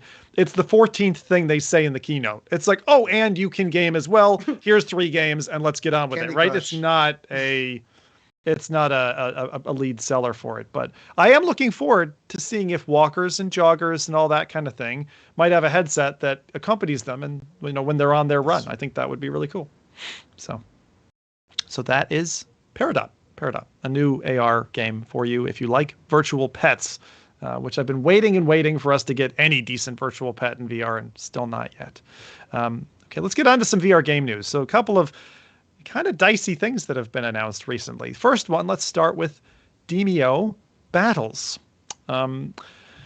Team behind this, Resolution Games, have tweeted out to mention that Demeo Battles will be a standalone title.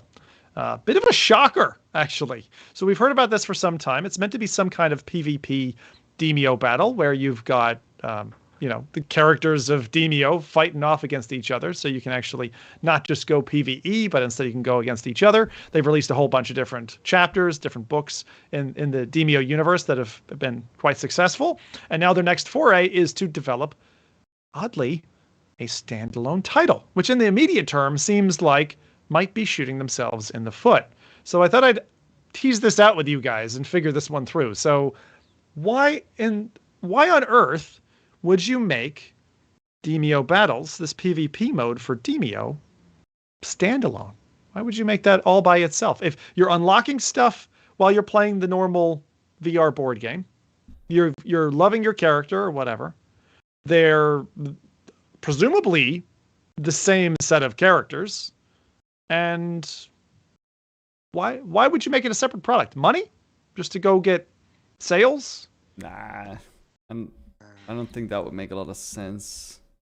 I think it'd be the opposite, right? Right, My yeah. initial, I think honestly. you'd sell better if it was combined. Like, yeah, like kind of follow the Walkabout model where some DLC's free, some DLC's paid. Like, why not make it paid DLC to extend the game for people who aren't just playing it solo, because it feeds a kind of a different base, right? Because it's more. It could be like you remember the Medal of Honor kind of thing where they had that added kind of thing that they then afterwards removed and you could download it. So like maybe it's like for people who only want to do the PvP mode that they don't have to buy the full game. So it's going to be like at a reduced, smaller cost.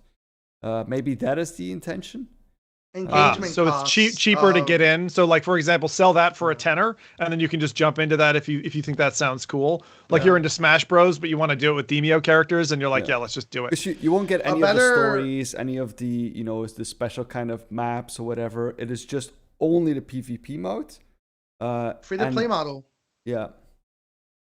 Kind of, it's a tweak free to play model. Call of Duty does that now. Where they have the free to play, Fortnite competitor. But if you want to play the story mode, then you just buy into like an additional $30, or if you've been playing the game for an extra amount of time, you get a discount. It's just weird, right? Like why take a multiplayer game and then siphon off a multiplayer feature? Cost of engagement. Some people don't want to spend. They don't want to spend $70 for just playing online. Some people, or the opposite, they want to play just a story and they don't care about the online.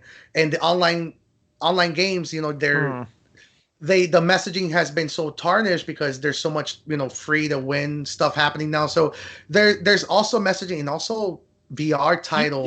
You know what I think it is? I think it's compartmentalization. Sorry to cut you there.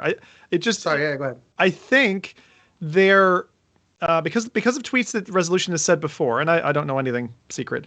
I think that they're trying to make sure that they can follow a model like what's been successful for Walkabout, where they can partner with other teams and potentially then expand what Demeo is. If they added the battles mode to it, it would mean that if they make a new book, and let's say it's Disney characters, then they would have to also have battling Disney characters, So if they compartmentalize it and they shove it to one side and they say, this is what Demeo, i.e. the tabletop game is, then it protects the IP from having all these other components, and it also frees them up to do things with that battles title that they don't get required because it's combined to do everything that Demeo does. Like the next time you add a book or add a character to main core Demeo, it's going to have to be in the battle mode, right? Did Nintendo do this with Smash Brothers or something like that before? I mean, I think they've just paid to have all the characters. Right? They make special variants of games all the time covering. Yeah.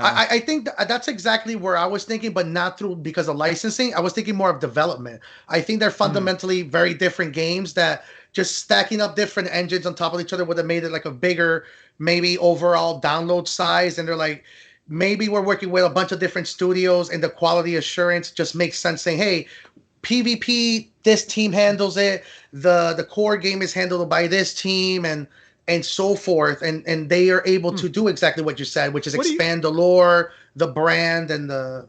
What do you see different though between those two? I'm not seeing it, because to me it's Nothing. just you've got your map and your characters, and it's multiplayer. So from a netcode perspective, it seems to be exactly the same, or Maybe at least the drawing from netcode- the same base.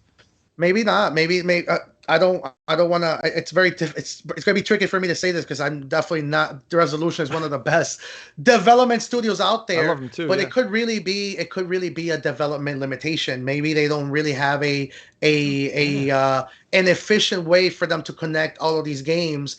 And maybe what they turn. Maybe that's what's happening. Maybe switching between games is just relaunching a whole different game engine or a tweaked engine, and it's different games. And they're like, you know what? Yeah. Let's just make a different titles. You know what? I'd honestly like Resolution to come out with a statement about this, like once the full news of the game is out, because I'm confused at the strategy choice, and I keep trying to resolve it for myself. It's like I don't know why they did the separation, and it reminds me of when Valve decided to segregate Left 4 Dead 1 and Left 4 Dead 2, where Left 4 Dead 2 brought with it all of the Left 4 Dead 1 characters and maps, and it's like you're deciding to divide the community, and it's like. But that was assets, and that's exactly what Left 4 Dead 1 and 2 were running on a different fork of the same source engine, same game, same engine, different forks, two different entire systems, even though they were kind of the same. Maybe that's what's happening with Demeo, where they're like they're the same engine, but they're tweaked enough that it's relaunching the game again.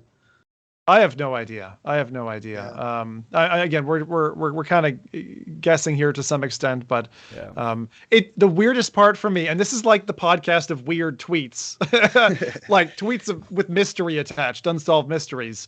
This is just another one of those. Have you guys ever launched? This is very. You guys probably have, because it's really early Steam days. But do you remember the original Valve?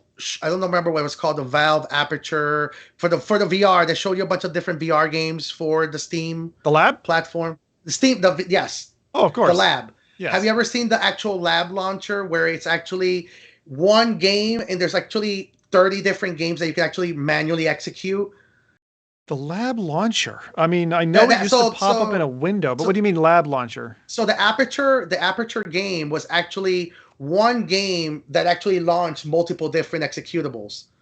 So different VR experiences behind the scenes. It looked like one whole game. Oh, I didn't know that. Like the robot scene, or like Yes. You have those so they're actually to go different into. game instances. Yep. They're actually different games that are actually being ran. So I think that's what's happening with Demeo, where they have the launcher and they're like, oh, we're relaunching this game multiple times within the headset. They were like, why do that? Maybe there is a behind the scenes rule that Meta doesn't allow you to have multiple executables in one installer. We're gonna have to figure this one out over time, I think. I'm excited now. You got me thinking. I don't know. It's just like, let's fix it together, man. all that I read into this is, if the answer is simple, they would have just included it in the main game. And because the answer is complex, it excites me for their projections of what's coming next. In other words, they have confidence in the reason they spun this off, and it means they've got plans to expand both of those now, landscapes. So doesn't seem shady, and I know exactly what you're saying. Yeah, it doesn't seem shady. It just feels like we don't have enough detail to even muse at why they would do it, and it's kind of interesting to noodle on. So thank you for noodling on that with me. All right, next up. So big fan of puzzling places, and the multiplayer, the long wait. I feel like it's been 3 years now. Long multiplayer closed beta is launching this weekend. So if you've ever played Puzzling Places, which is a wonderful little game, great backing soundtrack where you assemble pieces of real life geometry, like a beach scene, a castle, a Japanese dress, for example, and you're able to piece this together in broken apart puzzle sets. Now, Realities.io, the company behind this, are opening the sign up for closed beta access to multiplayer. One thing I will just say about the little teaser trailer that we got is that there is this lovely avatar that you have as the player who's looking at this other person. And I don't know if those are going to be customizable, but a really cool looking kind of creature, alien-esque, kind of friendly looking, somewhere between, like a gray and, I don't know, a Rec Room character. Kind of if those two had a love child. Don't picture that scene, please.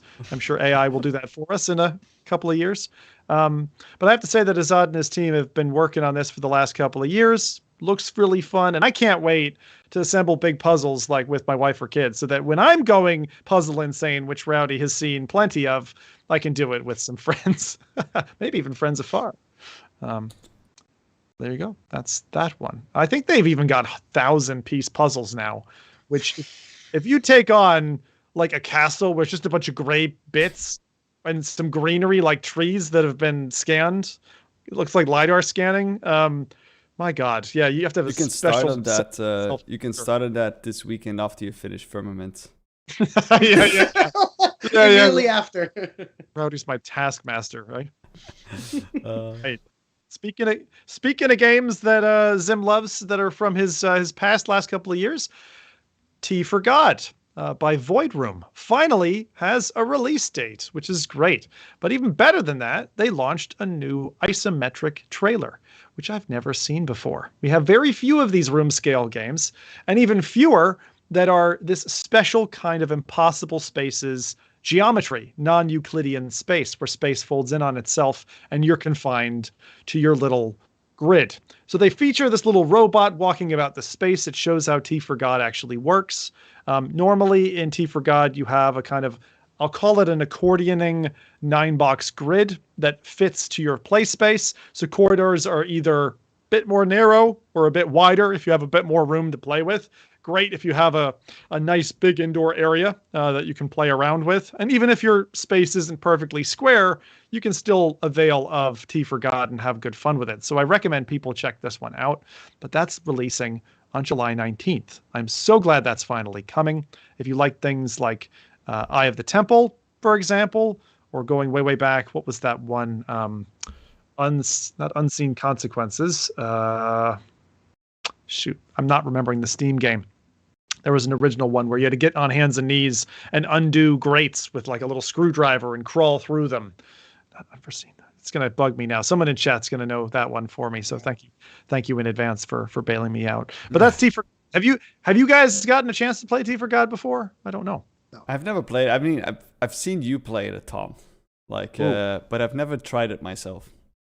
Okay, so first off, Jose, that's a terrible sin because you're in the arcade. I know. I felt really bad. That's why I got quiet. I was like, man, that's one of the ones I probably should have played. Seriously, maybe now wait for launch, right? Because the game is really cool, but it's got like a Dune style vibe to it that I think you'll really dig.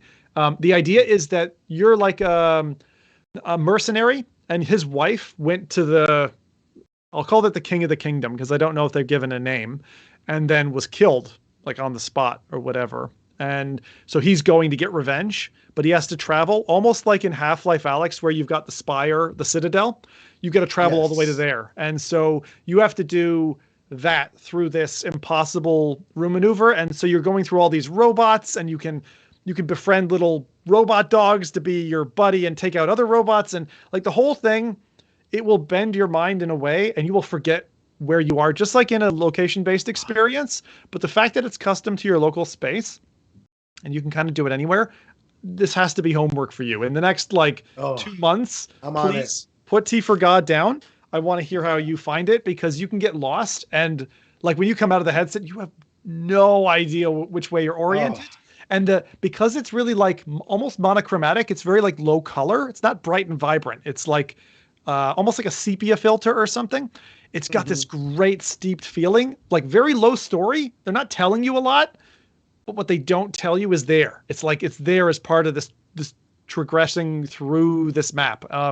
So I'm really looking forward to what they're going to do. There's supposed to be big vehicles and stuff, but again, the experience should feel somewhat like, and again, I'm not saying Half-Life Alyx in the way that it had story and how that felt, but you're heading to the Citadel, right? And you're trying to get there. So really curious what the end game experience is going to be like. Hopefully they don't pull a Lost or Battlestar Galactica and fuck us over in the last 10 minutes. But, you know, I'm looking forward to see where that story leads. That's T for God. Yeah, definitely keen to see what someone as LBE experienced as yourself thinks of that. And Rowdy, when you get a chance, you know, take your quest on a trip, put it in a pouch. Okay, a little comedy spotlight. Some of you know I'm a big fan of listening back to stand-up and stuff like that. Comedians are a big deal for me. So I caught a VR segment there recently on Your Mama's House, which I hadn't heard of actually before this clip. So VR pulled me into this again. But Your Mama's House and YMH Studios is a 7-podcast cornucopia of boundaryless comedy. Some of it's really good. Some of it'll be too much for some of you, I'm sure. So again, caveat emptor in that. But Tom Segura is well-known, long-standing comedian who does this podcast called Your Mom's House with his wife. And also, she's a comedian as well. I had no idea these two were married. Christina P. Both great dry humor. And they went on to talk about Quest 2 and Tom's recent addiction to Onward, where he's playing intense, 5 versus 5 multiplayer games on Quest 2. And he could be talking about all number of titles. He'd be talking about Breachers, or he could be talking about, Firewall. His experience as he's talking about, going through that with Christina is really interesting because it's a real opposing views of VR. Tom is obviously into it. And he's making jokes like saying how he's talked to real vets and how the experience is pretty much exactly what they went through in real life. And Christina's chuckling away at all of this, but then goes on to totally disparage people who choose to play video games. And worse so about VR users, commenting that she's never been drier, that men choosing to play games is a real, turnoff for her. But this yin yang was just really tickling between the two. And obviously they're a married couple and some of that's in there. It's a 7-minute show that can be found on YouTube if you care to check out a bit of comedy and have a bit of a chuckle. And just search for Tom War Hero or Tom Plays VR. That'll get you to the clip. So Nice. Yeah, just I love Tom. I love Tom. He's good. I feel bad that his partner in crime, Bert Kreischer, is kind of an alcoholic and has fallen off the bandwagon to some extent. Yeah. But Tom's solid. Tom's really solid. Tom, and also the speaking about that video, it's funny enough. Family members sent me that. They were like, "Hey, look, check it out." It's really cool, man. It's very interesting where clips like that kind of always remind you that VR isn't there yet. And the stigma too, right? You still see that anti-gamer, like, I would never be with somebody like that energy. And it's very interesting that there's always little reminders of that. Right. It's exciting to old people though. Does it? Hey, now, does it? It gets me excited when I see someone like that who's infatuated with it, who's clearly addicted to the whole thing. And it just makes me excited again for VR. Like I just go like, oh yeah, he's one of us. And you start chanting and you want to go play Breachers or something like that. Right? It just made me excited for Firewall again. I'm like, send me to Fallujah, man. I want to get thrown on the ground, So that's that. But yeah, definitely lit my fires up. So thank you, Tom, for sharing your love of VR with us. And speaking of entertainment, take your Dramamine because the ship's about to get bloody rough. All right. We're on to the segment I'm going to call Meta Madness, which they always seem to have something stupid to talk about. So let's go on to the next one. All right, this one I'm going to call Beat Saber minus the beat.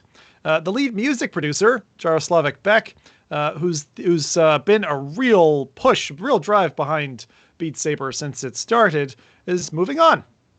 This is after Meta acquired Beat Studios in 2019. Now, while that feels like yesterday, geez, it's been a while. That's 4 years ago. So in a tweet on Thursday, Yaroslav said, after 6 wild years since we founded Beat Games and launched Beat Saber into the VR universe, I've decided to step down from my full-time role as a music director and head of the studio to prepare for what's coming next. Now, I have no idea what that alludes to. We're certainly sorry to lose him because the music in Beat Saber, all the classic tracks and stuff, really solid tunes. I really liked his music. I'd say I'm a guy who hasn't been in Beat Saber for probably a year and a half at this stage. I've moved on with my life. Some people still have it as a daily driver, I'm sure. But yeah, I suppose just like him. We've moved on with our lives. So will that do any damage to the studio? I don't think so at this point. I mean, they could ride music packs from now for the next 10 years and Beat Saber will still be a thing. But I'm curious what is going to happen next with Meta, Beat Studios, and what's their next play. The last thing I saw them do was multiplayer. Was his statement saying? Oh, was his statement saying that there's something new coming? Like he said, from something. Oh, okay. To prepare for what's coming next. I think he's moving on. For what's next for him. Yes, and I also read into that also what's next in the industry. Again, talked about Apple before. What if Apple came and poached him? You know, and for an exercise or music thing, right? Like something like that. So reading into his tweet, it doesn't just sound like, hey, I'm going to pull a Carmack and go work on something else now. Okay, thanks, bye. I feel like he's still in the industry, but he got poached. That's what it reads like to me. So let's wait and hear a little bit about that, right? So with that, and I'm going to take us back down memory lane for those who've been in the Rift ecosystem for a while, since the Oculus Home days. That was the place. Oculus Home was a place you'd get trinkets and be able to adorn a multiplayer environment where your friends could come over and you could show them your giant Tyrannosaurus Rex or nice painting you had on the wall that you'd unlocked. And it used to be that anytime you would spend time in Oculus Home, kind of like your new Steam environment for VR games, they'd reward you with unlocks that you could unbox, and a present would come out and you'd get something rare or ultra rare or whatever. And I remember that because it would queue up and you couldn't open all your boxes. And sometimes I'd have 70 items to have to churn through over 2 hours opening live on stream and item after item. And sometimes you get cool stuff, but it was arduous and laborious. I'm not surprised, but guess what, guys? Support's been halted. So Oculus Home is dead as a doornail. And we got this in a support article that was posted to Reddit, where some of the support staff have said that the Rift software had recently been stopped. So that's a little bit sad because I do remember that space being quite cool. It had fixed size objects, which differed from the Vive Home, where you could scale anything to any size, and it didn't feel very real or realistic. Whereas Meta's decision, or Oculus at the time, had decided, okay, we're going for fixed scale objects. So if you get something small, it's bloody going to stay small. You got some rewards, trophies. Sometimes if you got an achievement in game, you get a game box you could put on a shelf. So it's kind of fun. I hope that comes back in some way, shape, or form by Meta at some point. Will we ever see it? I have serious doubts right now, gentlemen. I really do, because they've tried, and they've faltered several times. I don't know if it's in the cards for Meta. Maybe someone else needs to build it and leave that not to the platform holder. So that is Oculus Home and the home wreckers that are Meta. Sorry, guys. The other thing I would say as just a final little piece, and I saw a tweet from Nathy that went viral, one of our old cast members, and Meta are again, I'll call it this, trying so very hard to look cool. But I think on Mark's watch, they're doing the opposite. So the new project is very similar to HoloRide and talks about Meta trying to dabble into visual anchoring. So with a Quest in a car or a plane, for anyone who's tried it in that environment, you'll notice there's a fair amount of float and the world kind of rotates in a very weird way around you. We didn't have that problem back in the 3DOF days with like Oculus Go and stuff like that, but on a Quest, try it in a moving car, it doesn't work out. So Mark was trying to show off his journey in a car, again, in a very awkward, now meta way, of cool things that Quest can do or will do in future. But honestly, my opinion is it's not helping the impression at all. Not one iota, right? Showing off like half-baked meta models and funky clouds flying outside your car and then claiming that somehow this is fun. I mean, I want to hear your guys' impressions of this video because I didn't like it. I think it's just another one of those sad paintings, and Mark needs to get someone in here who knows how to market because this is doing damage, is my opinion. They don't, that's exactly it. They don't really understand who they're going after. They really want to go and impress people who are building infrastructure. But when you look at spatial anchoring, what exactly is being anchored into the vehicle? When you think about it, they're using there's a reason why HoloRide exists. The HoloRide what they're doing is they're using the car's actual sensor data and visual data that the car's does really well and spits that to the headset. They could have easily, Meta could have easily gone to this company. And funny enough, I think HoloRide made a post about that, Yeah, like, they did, sharing it, where they were like, They're like, "Hey, yeah, we did this this first." Like, I think what's happening is, and it's a messaging issue, is that Meta really wants people to know badly how much you can do with their headsets, which fundamentally falls down. And maybe that's the reason why Mark himself is the one trying to do the videos, because he's trying to prove. But dude, I think at they're this showing point, AR Flappy yeah, Bird, right? yeah, In the literally, car. yeah, And You calling know it what fun this feels like? and calling it work productive. You know what this feels like? Yeah. It's like, this feels like it's part of a slide deck that you would like show as part of a presentation to like your high impact investors. Like, you know, like when you have like 10 or 15 people. he's that you publicly consider- trying to impress. And after that slide deck, then you say, okay, so you've now seen the experience. Now you're going to experience it yourself. And then, you know, everyone gets to put on a headset, take a ride in a car. That's kind of how this, you know, feels like it should have been done, or like how this was intended to be. But this is not something you would release because it doesn't have the same impact. You know, this is just something. The issue this is something there's we've been no working way on, of showing good VR. and now you're gonna experience it yourself, and then we can discuss the investment or something like that. You know, this is kind of how this feels like. But what are Meta, they doing, I man? feel like what are they doing? Meta- what are they doing? I don't know, guys. Tell me, please. How does this make Feeling sense hard. to anyone? Failing hard, failing fast. Failing hard, failing fast. They're trying to figure out what's the best way to show VR without getting somebody in a headset. And they have been doing everything from showing Mark getting into a VR headset and fighting to showing him into a car driving. There is no fun way of showing virtual reality. I deal with that myself. You know, I'm selling systems that pair with headsets, and you have all these, you see videos and test footage and marketing ideas. It's like, it's very difficult to have one blanket form. Even mixed reality doesn't always show you the right way of the value of VR. I agree with you. Like, mixed reality has its limits, it has its places, and it works very well for a 10-second clip to say, hey, you could be in the game, right? For someone who hasn't done it before. But I really don't understand why is Meta, like Meta and Mark, going on this journey of, you know, it's a really, for those of us who know what the tech is capable of, and what's really fun and inspiring from a gaming perspective, to show us something as lo-fi as this, as if it's interesting or fun or the future, I think only hurts. This tweet should not be there. They should not do others of them. Yeah, they're impressing investors. This was meant for somebody who's going to make the experience. Like, they show you the technology infrastructure, and they want somebody. They probably wanted somebody like HoloRide to then reach out to them and say, "Hey, how do we tap onto this new tech? We want to bring this to there." But instead, nobody likes Meta. They don't know how to do the messaging.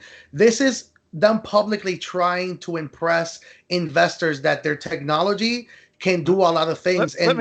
You're looking at it as an investor. You're not impressed. Let me answer this, right? Yeah. So Meta had, for about 2 or 3 years, great high production cinematic trailers, essentially showing off advertisements of their games that they could do.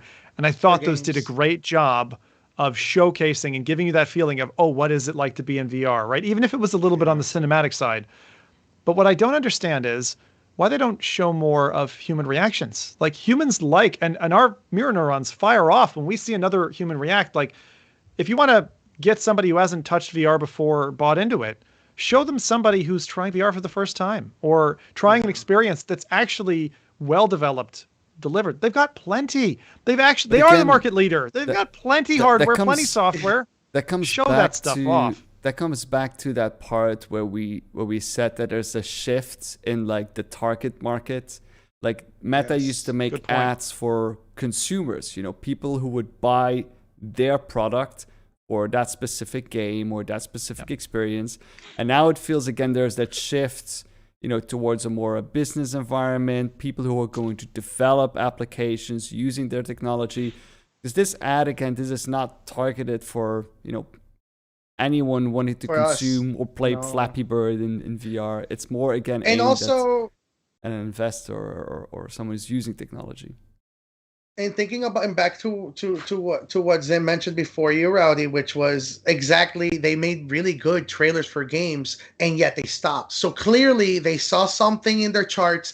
And this is something that a lot of people please don't crucify. I've been crucified on Twitter this weekend enough. I don't want any more beef on Twitter.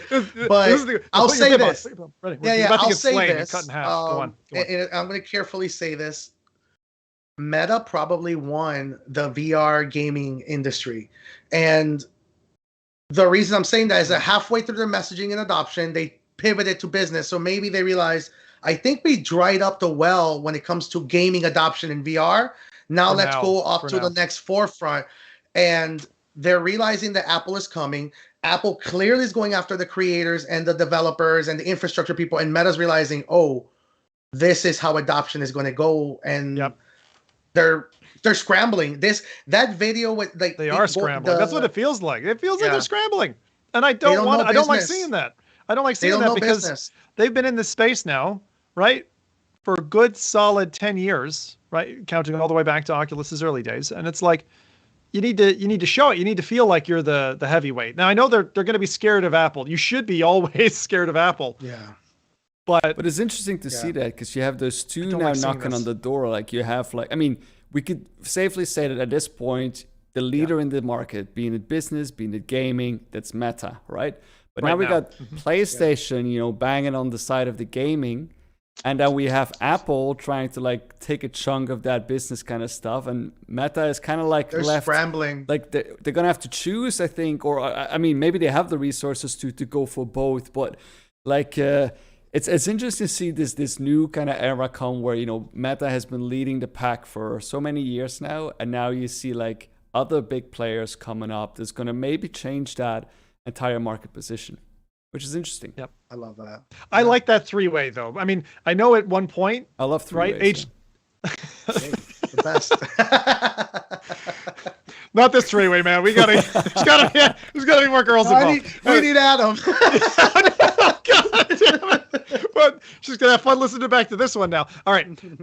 I liked it when HTC decided, they're like, we're not in the right space. Let's exit stage left and go take care of film. Right? Let's go take care of film production and video and do that really well. And we'll still keep the gaming side and keep a gaming headset, but that's not going to be our focus anymore.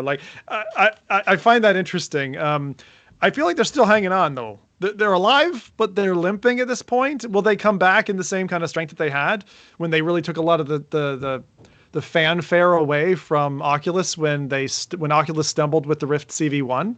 A lot of people don't remember that because they joined in on Quest or whatever later. But yeah, there was a stumble. Market share went to HTC for a good year and a half, maybe 2 years. Then, Quest came out and like Rowdy said, and Jose, to your point, they won, right? They've won that market. I wouldn't be surprised if we are at the dry part of the well now, for now, until a wider net is thrown because of mass adoption. And so, fingers crossed, that's what Apple's going to bring us. All right. With that said, we have stuff coming at us, which is great. All right, what do we have coming up? Not just Apple's WWDC, nope. We've got PlayStation doing a gaming showcase, which will have VR featured, and Meta, of course, doing theirs as well. And here's what we know. So first off, the PlayStation showcase will be featuring first on May 24th, 1 p.m. Pacific time, 4 p.m. Eastern, 9 o'clock in the UK. This is what they've said so far. The show will run a bit over an hour, focusing on PS5 and PSVR 2 games in development from top studios from around the world. Expect a glimpse at several new creations from PlayStation Studios. I'm going to say that part again. Expect a glimpse at several new creations from PlayStation Studios, as well as spellbinding games from our third-party partners and indie creators. So that's pretty nifty. We've got a nice big... I love how PlayStation just show up on the scene, not having mentioned it. They're like, yeah, this is happening in a week and a half. And you're like, oh, cool. Now, I saw a Twitter leak before we start musing about maybe what's coming out. Or maybe before I go to that, let's ask. What do you expect to see at the PlayStation Showcase? for VR too. I already have PSVR the thing in front of me, so I Rowdy's haven't cheating. seen it, but I will definitely flip a table if Astrobot doesn't come to PSVR 2. That must be announced. It's um. Anything else? the big one. We've talked about it before. Yeah. The big one? There's a big one on there, yeah. The one that would look great on a dark OLED panel? I don't Yes. think it's coming. If you're talking about Half-Life, I don't see Half-Life coming. I don't see it. I think it's such a low fruit. Yeah. And it's the only low fruit that Valve has that I highly doubt it. I There's don't another think one. so. There's another one, big IP. Go on, Rowdy. You can show this off now, and we'll spoil for that's everybody. it. So this is a standard PS5 or PlayStation Showcase leak tweet. These Okay. have been proven to be fake before. Whether this is real or fake, who knows? I would just say that there are 3 PSVR 2 titles listed on there. Rowdy, do you want to call them out? Yeah, sure. So the first one on there is The Last of Us Factions. Twisted Metal. Wait, sorry. Just the VR ones. Just the 3 VR ones, not the full list. Otherwise, Oh, we'll be Yeah, I was all gonna day. say. Yeah, I was gonna. You lost me there. Last of Us in VR. Whoa! You know, like Oh, no, man. sorry. Okay, Resident Sorry, Evil 4 listeners. VR. Yeah, so that's out on Meta and has been kind of a timed exclusive for some time now. So Yeah. that's I maybe believe. not so surprising, but I think that would again be a great addition to the catalog. And then I see Astro's Conquest. That's also a PSVR 2 exclusive. And is that name? I looked around, I couldn't find it. Is Astro's Conquest a name that we've heard for Astro before? I have not seen It it. has to be Astrobot. Maybe a bigger version. But what I mean is there a flat game called Astro's Conquest at the moment? No, No. I don't think so. Right, there was another Astrobot spin-off thing, and they had the PS5 demo showcase, which was awesome, Astro's Playroom, which I actually want. I want that to be VR-ified because I think it would be awesome. Awesome. But Astro's Conquest, okay, so maybe that's but why wouldn't it say Astrobot in there? Yeah. Because weird, I think you weren't you like running on robots, and I think the bot thing was something. Maybe that's what it is. And Conquest is because He's a real boy now? You mean he's gone through the whole he was No, Pinocchio the world. and now I'm a real because Astro. the world changed. You were running on platforms that were robots, like the hands and arms and stuff. Right, and now So I he's think and Johnny Depp in Yeah, Pirates of the maybe. Caribbean. Right? that's what I'm So he's thinking. gonna And go you're using plunder, VR. I'm ready. get some booty, Oh. loot. VR booty is the best. Let's do it. With Astro. When it comes to pirating, Woohoo! treasures. You see Astro just passed out with like a bottle with XXX on it. That's funny. Arr. Yeah, but Resident Evil 4 seems cool. Astro seems cool. I'm And kind then of the with final Jose. one, Like Half-Life Alex. Alex. Yeah. Yeah, That I is don't know, man. You think Half-Life Alex has a chance to show If up? they announce my personal bet, if they announce Half-Life Alex for the PSVR 2, then I will bet actual money that PC VR streaming is coming to PS5. One or the other. It's too Ooh. big of a it's Valve's only flagship game for VR right now. It's their only one. I don't think they will So release that streaming. out of the Can you run ecosystem. that idea by me again, Jose? Streaming for So, Yeah, How would it you work? can What would do it Like do? virtual Yeah. desktop You on can- PlayStation VR. yeah, virtual desktop, but you're using your PC to stream it to the PSVR 2. Oh God, no way. Like, no, I think it would be native. So you think if Nah. Half-Life Alex is coming, then The entire Steam They library would- as well. yeah, exactly. That's what you're Yeah. saying. I think so, or Holy shit. both, or both. But I really, I don't think that I makes really sense from do PlayStation think perspective, I've right? been screaming to the mountains about this. I really think that we are going to see all-in-one headsets really being paired with the Xbox But and How do PlayStation they 5. platforms. explain to me, as a business lad, how Mhm. does that make sense for Sony? They're not making money if it's streaming. They from- already have to PlayStation Now headset. on PC. They already have PlayStation Now. The PlayStation device suite have native hardware drivers on Windows. No, on Mac, Sorry, yeah. I'm not talking technical specs. I'm talking. Yeah. How are they making money? Or do I not understand what PlayStation Now is? Is it a Well, because subscription you're able to get the best out of VR. So now if you want to get into PC VR gaming, then you just buy yourself a PS5 and your headset. And if you have a gaming computer, then you can stream it. And we might even see PSVR now. That could also be a way that Half-Life reaches. Now I'm hearing you. Now I'm hearing sense. So what we're saying is you've got a PSVR. So buy our PSVR 2, buy our PS5, right? If you've got an existing gaming PC, you don't need to buy another headset.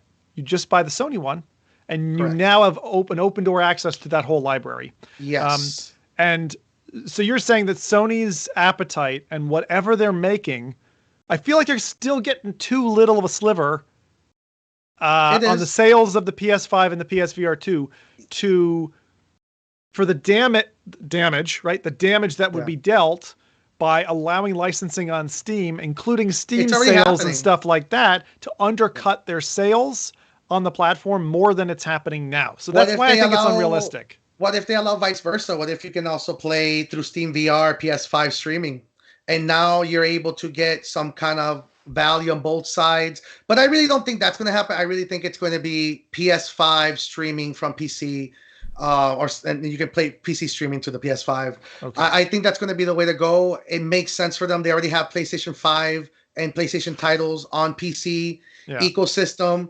They are fully aware of the PC environment, kind of, cannibalizing that entire market. People are trying already to break their devices to work on Windows. What happens if you end up seeing a viral tweet saying, hey, they're native drivers for PSVR 2 on Windows, and now you have 500. I think we're dreaming. I think this is it's a nice dream to have. I think we'll never see that day, I'm afraid. Also, I just noticed, but this tweet was leaked by someone called Xbox Series X Series. So maybe it's not true. I think they're they're one of those tweet leak or leak tweeters, whatever you call it. Even though they've got the name of Xbox, but anyway, I would love it. I'll say that it will be cool to see Half-Life Alex and on that platform. They released the orange box before, but I'm going to give you one. Let's each take one thing that you would want from either PSVR that you want to come to PSVR 2, for example. In fact, now I can think of two. I got to pick. I'll pick one. I think Wipeout should come because I think that they have a lot of clout from people who like speed and driving racing games, but they don't have the futuristic, realistic Wipeout saga. So they could bring that whole bundle to PSVR 2, and I think it would do quite well. That would be my guess. But what about you guys? So PlayStation is coming with PSVR 2 news. Anything you think that they should lift forward, or they might likely? I mean, it's not going to happen, I think, or maybe it will. But I really liked the aim controller. I thought that was awesome. But I would assume that would be something where you would place the controllers in, or I don't think that we'll get a separate controller ever again. But an official accessory. I think an accessory for the controllers. That would be cool. Awesome. All right. The Sense controllers, I think is what they're called. So, to snap them in.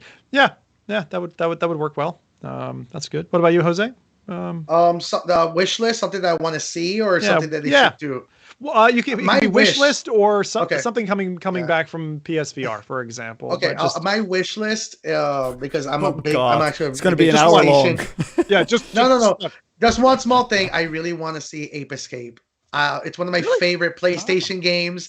I feel that it would make so much sense for VR, just using the controllers to just use all the weapons and grab the AI controlled monkeys. I love that game. I would love to see that in VR. It just How does that? I've seen it before, but is it third person or what kind of third person? Okay. And would you imagine the VR mode being first person or kind of swap? Yeah. Okay. Yeah, I just want to run around and just beat the crap out of the little monkeys and then grab them with the little traps and contraptions. It just makes sense for VR. It would be cool to see. All right. Yeah, sounds good. Cool. Yeah. So look, one other small thing, which was a recent leak, and for those who are big into Resident Evil Village, which is the 8th in the series, there was a potential leak for the name of the of the ninth game, which is potentially called Apocalypse, with the L and the Y becoming a 1 and an X for 9. You'll have to see the leak tweet to understand how that Yeah, I'm fits. trying to. Yeah, you broke my brain trying to I was trying to draw it in my head. It's difficult, but when you read it, you're like, oh yeah, it looks pretty cool. So Apocalypse being Resident Evil 9, there's a few things that are, again, potential leaks. And I'll just call out 3 of these to save us time. First off, it's meant to be single player only, following Chris as he heads toward the BSAA in Europe. The ending is apparently resolving around sacrifice of a loved one. That's pretty unsurprising for a Resident Evil title. And importantly, Lady Dimitrescu will return. And I'll tell you, lads, that's all I need. Lady D can come back and I'll buy the game. That's fine. It's like the Avengers at the end. It says the Avengers will return. Dimitrescu will return. Yeah, exactly. I love that. Dimitrescu. She's cool. She's cool. Very, very large lady. Very well animated in VR and very nasty. And I like games where you've got nasty things that you're up against. So would be fun to play a game with her in it again. They're pumping those games fast. Yeah, it feels like it. Either that or time's just going quickly. But just to recap, so if you're looking to catch the PlayStation Showcase, that's May 24th, 1 p.m. Pacific, 4 p.m. Eastern, 9 p.m. UK. If you're looking to catch the upcoming Meta Quest Gaming Showcase, that's June 1st, 10 a.m. Pacific, 1 p.m. Eastern, 6 p.m. UK. And the Apple WWDC is June 5th, 10 a.m. Pacific, 1 p.m. Eastern, 6 p.m. UK. So we've got a lot to watch between now and the next podcast for sure. So stay tuned to these events.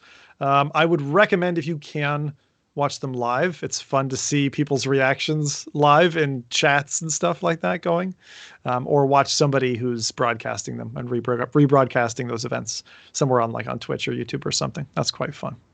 So that is the end of our quick news. Let's move on to news. Yes. Thankfully the main news is shorter this time around.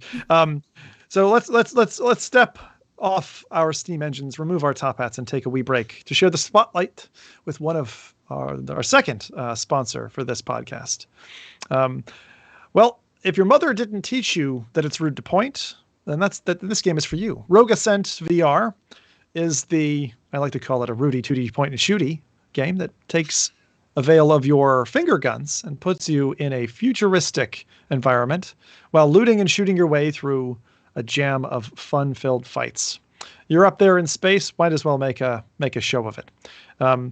It's the most capable hand tracking game on Quest at the moment, and I think you'll be taken aback by how natural feeling it is to move about with your hand-driven powers in this quite challenging experience. It's one of the best roguelike games that VR has to offer at the moment. It has boss battles, procedurally generated levels for every run, and multiple classes to choose from so that each run feels fresh. That's Rogue Ascent. I'm a big fan of it. It is, at the moment, my favorite hand tracking game overall. So there you go. Check that one out. Well, as well, I think. There's so few that do it well. Yeah. Their guns are fun as well. So they've got a nice array of colorful neon weaponry. I like that a lot. Okay. So with that, on to our first big one. I say that. Oh, God. And I read on my own page here. Right. So Fox News, my favorite of the reporters out there, Fox News reported on this next one, entitled How Creepy Augmented Reality Enables Seeing Through Walls. The video really sells this one. In short, MIT's Media Lab have used a Microsoft HoloLens, and using wireless and computer vision, they use RFID tags placed on objects around the room, hidden in boxes and like that, even behind other items. And the wearer of this kind of retrofitted Microsoft HoloLens is able to tell where the items are located. So essentially, X-ray vision. Working like a sticker, this antenna gets placed on top of the Microsoft HoloLens headset. And it is referred to as an X-AR or XAR headset. What this does is it beams out as an antenna. It's beaming out energy to the RFID tags, which then light up and respond back. And a virtual map of the environment is combined to estimate the user's current location. Opportunistic measurement will help it locate the individual and the item. Once it's located, it is visualized as a holographic globe. And this has kind of interesting use cases, such as in a warehouse to restock inventory, returns for like customer service, hey, shirt's here on this table. Where does it need to go back to? You can asset tag and all that while you're wandering around in a particularly normal way with Microsoft HoloLens on your face. I'm sure that won't make customers nervous at all. In manufacturing, you can show task order for assembly, tools, for example, or help error production and productivity rates by speeding up the process.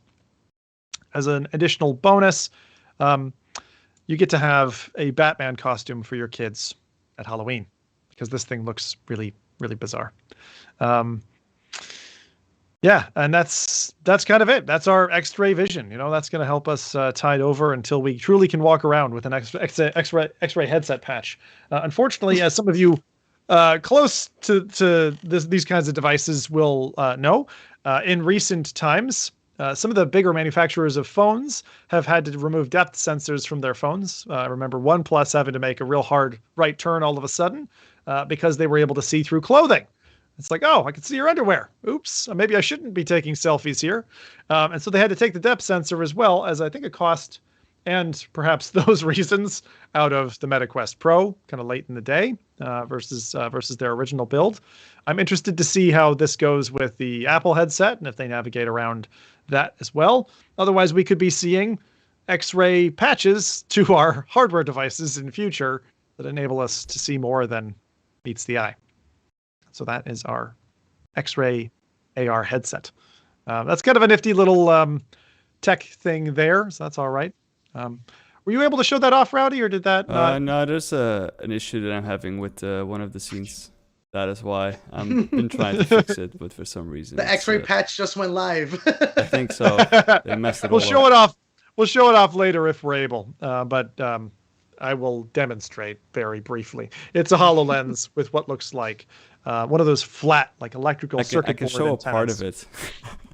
Go for it. Show the part. Why not? Give them an idea of there. What it looks like, because we're having some technical issues at the moment. Thank you, Rowdy. That's enough to... That looks like an advertisement now.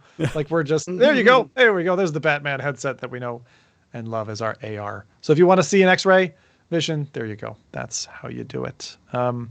Sorry you weren't able to see the full video on that. Next, maybe this one I should skip if we don't have video capability on the media scene. No, but we have video capability, but I can't show the browser source for some reason. Okay, no worries. So we'll head to this next one. So Kaz, our relationship advisor, not to be confused with Kaz and Cherry, sorry, we touched on this one before, but this is because we're on the topic of creepy guy AR devices. I thought we'd bring this one back. This is Kaz, as in CAAS, or Charisma as a Service.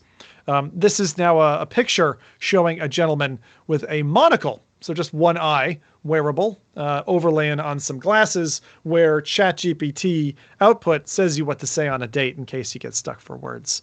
So I just wanted to highlight that now we have a couple of different superpowers added to our baskets, fellow nerds. So now we have X-ray vision, we have relationship ninja skills with our favorite monocle, and why not open a portal to another dimension? Now this one again, I think so. Rowdy, browser sources is broken, so this one you might not be able to see. You like the monocle, the ChatGPT? No, I just like the idea of just you know the term baby boomer, which was people that came from after the war to the United States and all they wanted to do was make families and make babies. I'm just imagining the next baby booming era being caused because technology has made all those socially awkward and people that just don't know how to build social bridges just start building families, and it's a baby boom thanks to technology. It's like, wow. Technology. Oh yeah. So yeah, because like people, socially inept folks who are supported by AI are going to help you get laid, is what you're saying. Yes, that's what I'm saying. It's going to be a baby Good boom. Time. It's like, it's incredible. It's amazing. Ooh, that's a really interesting concept because, like, could AI have a secret agenda? Again, I'm thinking like the Matrix, where it's like they're turning humans into batteries, and they're like, "We need more AA batteries. Can we just print some?" Yeah, sure. Let's So help teach him how Michael. to be more social. There you go. Let's help Michael get into Linda's pants. You know, like that's That's the amazing. AI overlords might be getting you laid, but it's evil. Yeah, Wow. okay. It's a new, evil behind it. It's a new world. I kind of like it. Brand You new know world. what? I do like it. Yeah. Hey, why not? It's what's go. gonna hurt more is when you start realizing that these nerds are having, you know, much more fulfilling relationships, and you just start being like, wait a minute, like maybe I should start listening to ChatGPT, man, or something like that. I don't know. Eesh.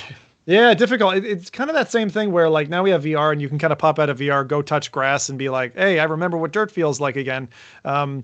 It's a bit like that, but for relationships. Like, I don't know. I don't know if I want a crutch in that way. And then are you going to remember what it's like to have a real interaction with somebody that's deep and connecting and Would meaningful? you be able to fall asleep at night knowing that the person who tells you I love you fell in love with you because ChatGPT helped you every step of the way? You start questioning yourself, is it me or is it the chatbot? Oh man, I love it. I'm with it. New type of problems. Yeah, it absolutely is. All right. Well, I'll save the Portal ARs one then for the next time because I think we can't show that off. No, I quick hacked the way through. So if you want to show something, I can probably. All right. Let's talk two things then. So the first one, let's go back. Are you able to show the demonstration of that X-ray headset? Yeah. Because I'm curious to show them when they're showing it demonstrated. It was quite interesting just to see it kind of in that use case, and they show the depth map and all those things. It'll help us with what's coming up in the podcast a little bit later. All right. And with that, I'll talk you through the other thing I'll have Rowdy show after this one's done. So Lee Vermeulen, last time we showed a really interesting thing where he was spraying water all over his PC in AR. Well, he's done another cool AR project, which is the demonstration of, I'll call them Valve-like portals in VR, or sorry, in AR, in augmented reality. And so what Rowdy's showing, on the screen, just to snap back there for a second, is the RFID tag, a user wearing the X-ray headset, which is a Microsoft HoloLens, and being able to essentially, in a scene, the antenna sends out the signal to the RFID chips, they wake up and they broadcast back, the headset interpolates and says, okay, where are you? Show it to my headset user, and then you're able to like find an item in a box. So for example, if you're doing stockroom shelving and you've sold 3 blue t-shirts, it's like, oh shit, which box has the blue t-shirts? This one can do it. You don't need box labels. You don't need anything. The RFID tag on the item is enough. So thank you, Rowdy.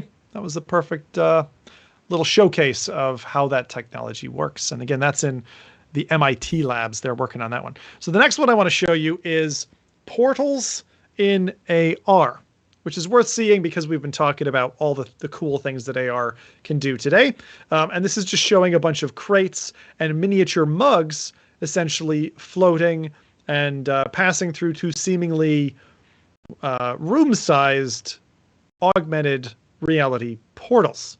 And I'm just going to give props to Lee, who's got an awesome Quake poster in the background of this one. I'll just wait a minute for this to kind of come up on screen too. But basically, he's taking his hand and passing from portal to portal. It's pretty cool. It's pretty cool looking tech.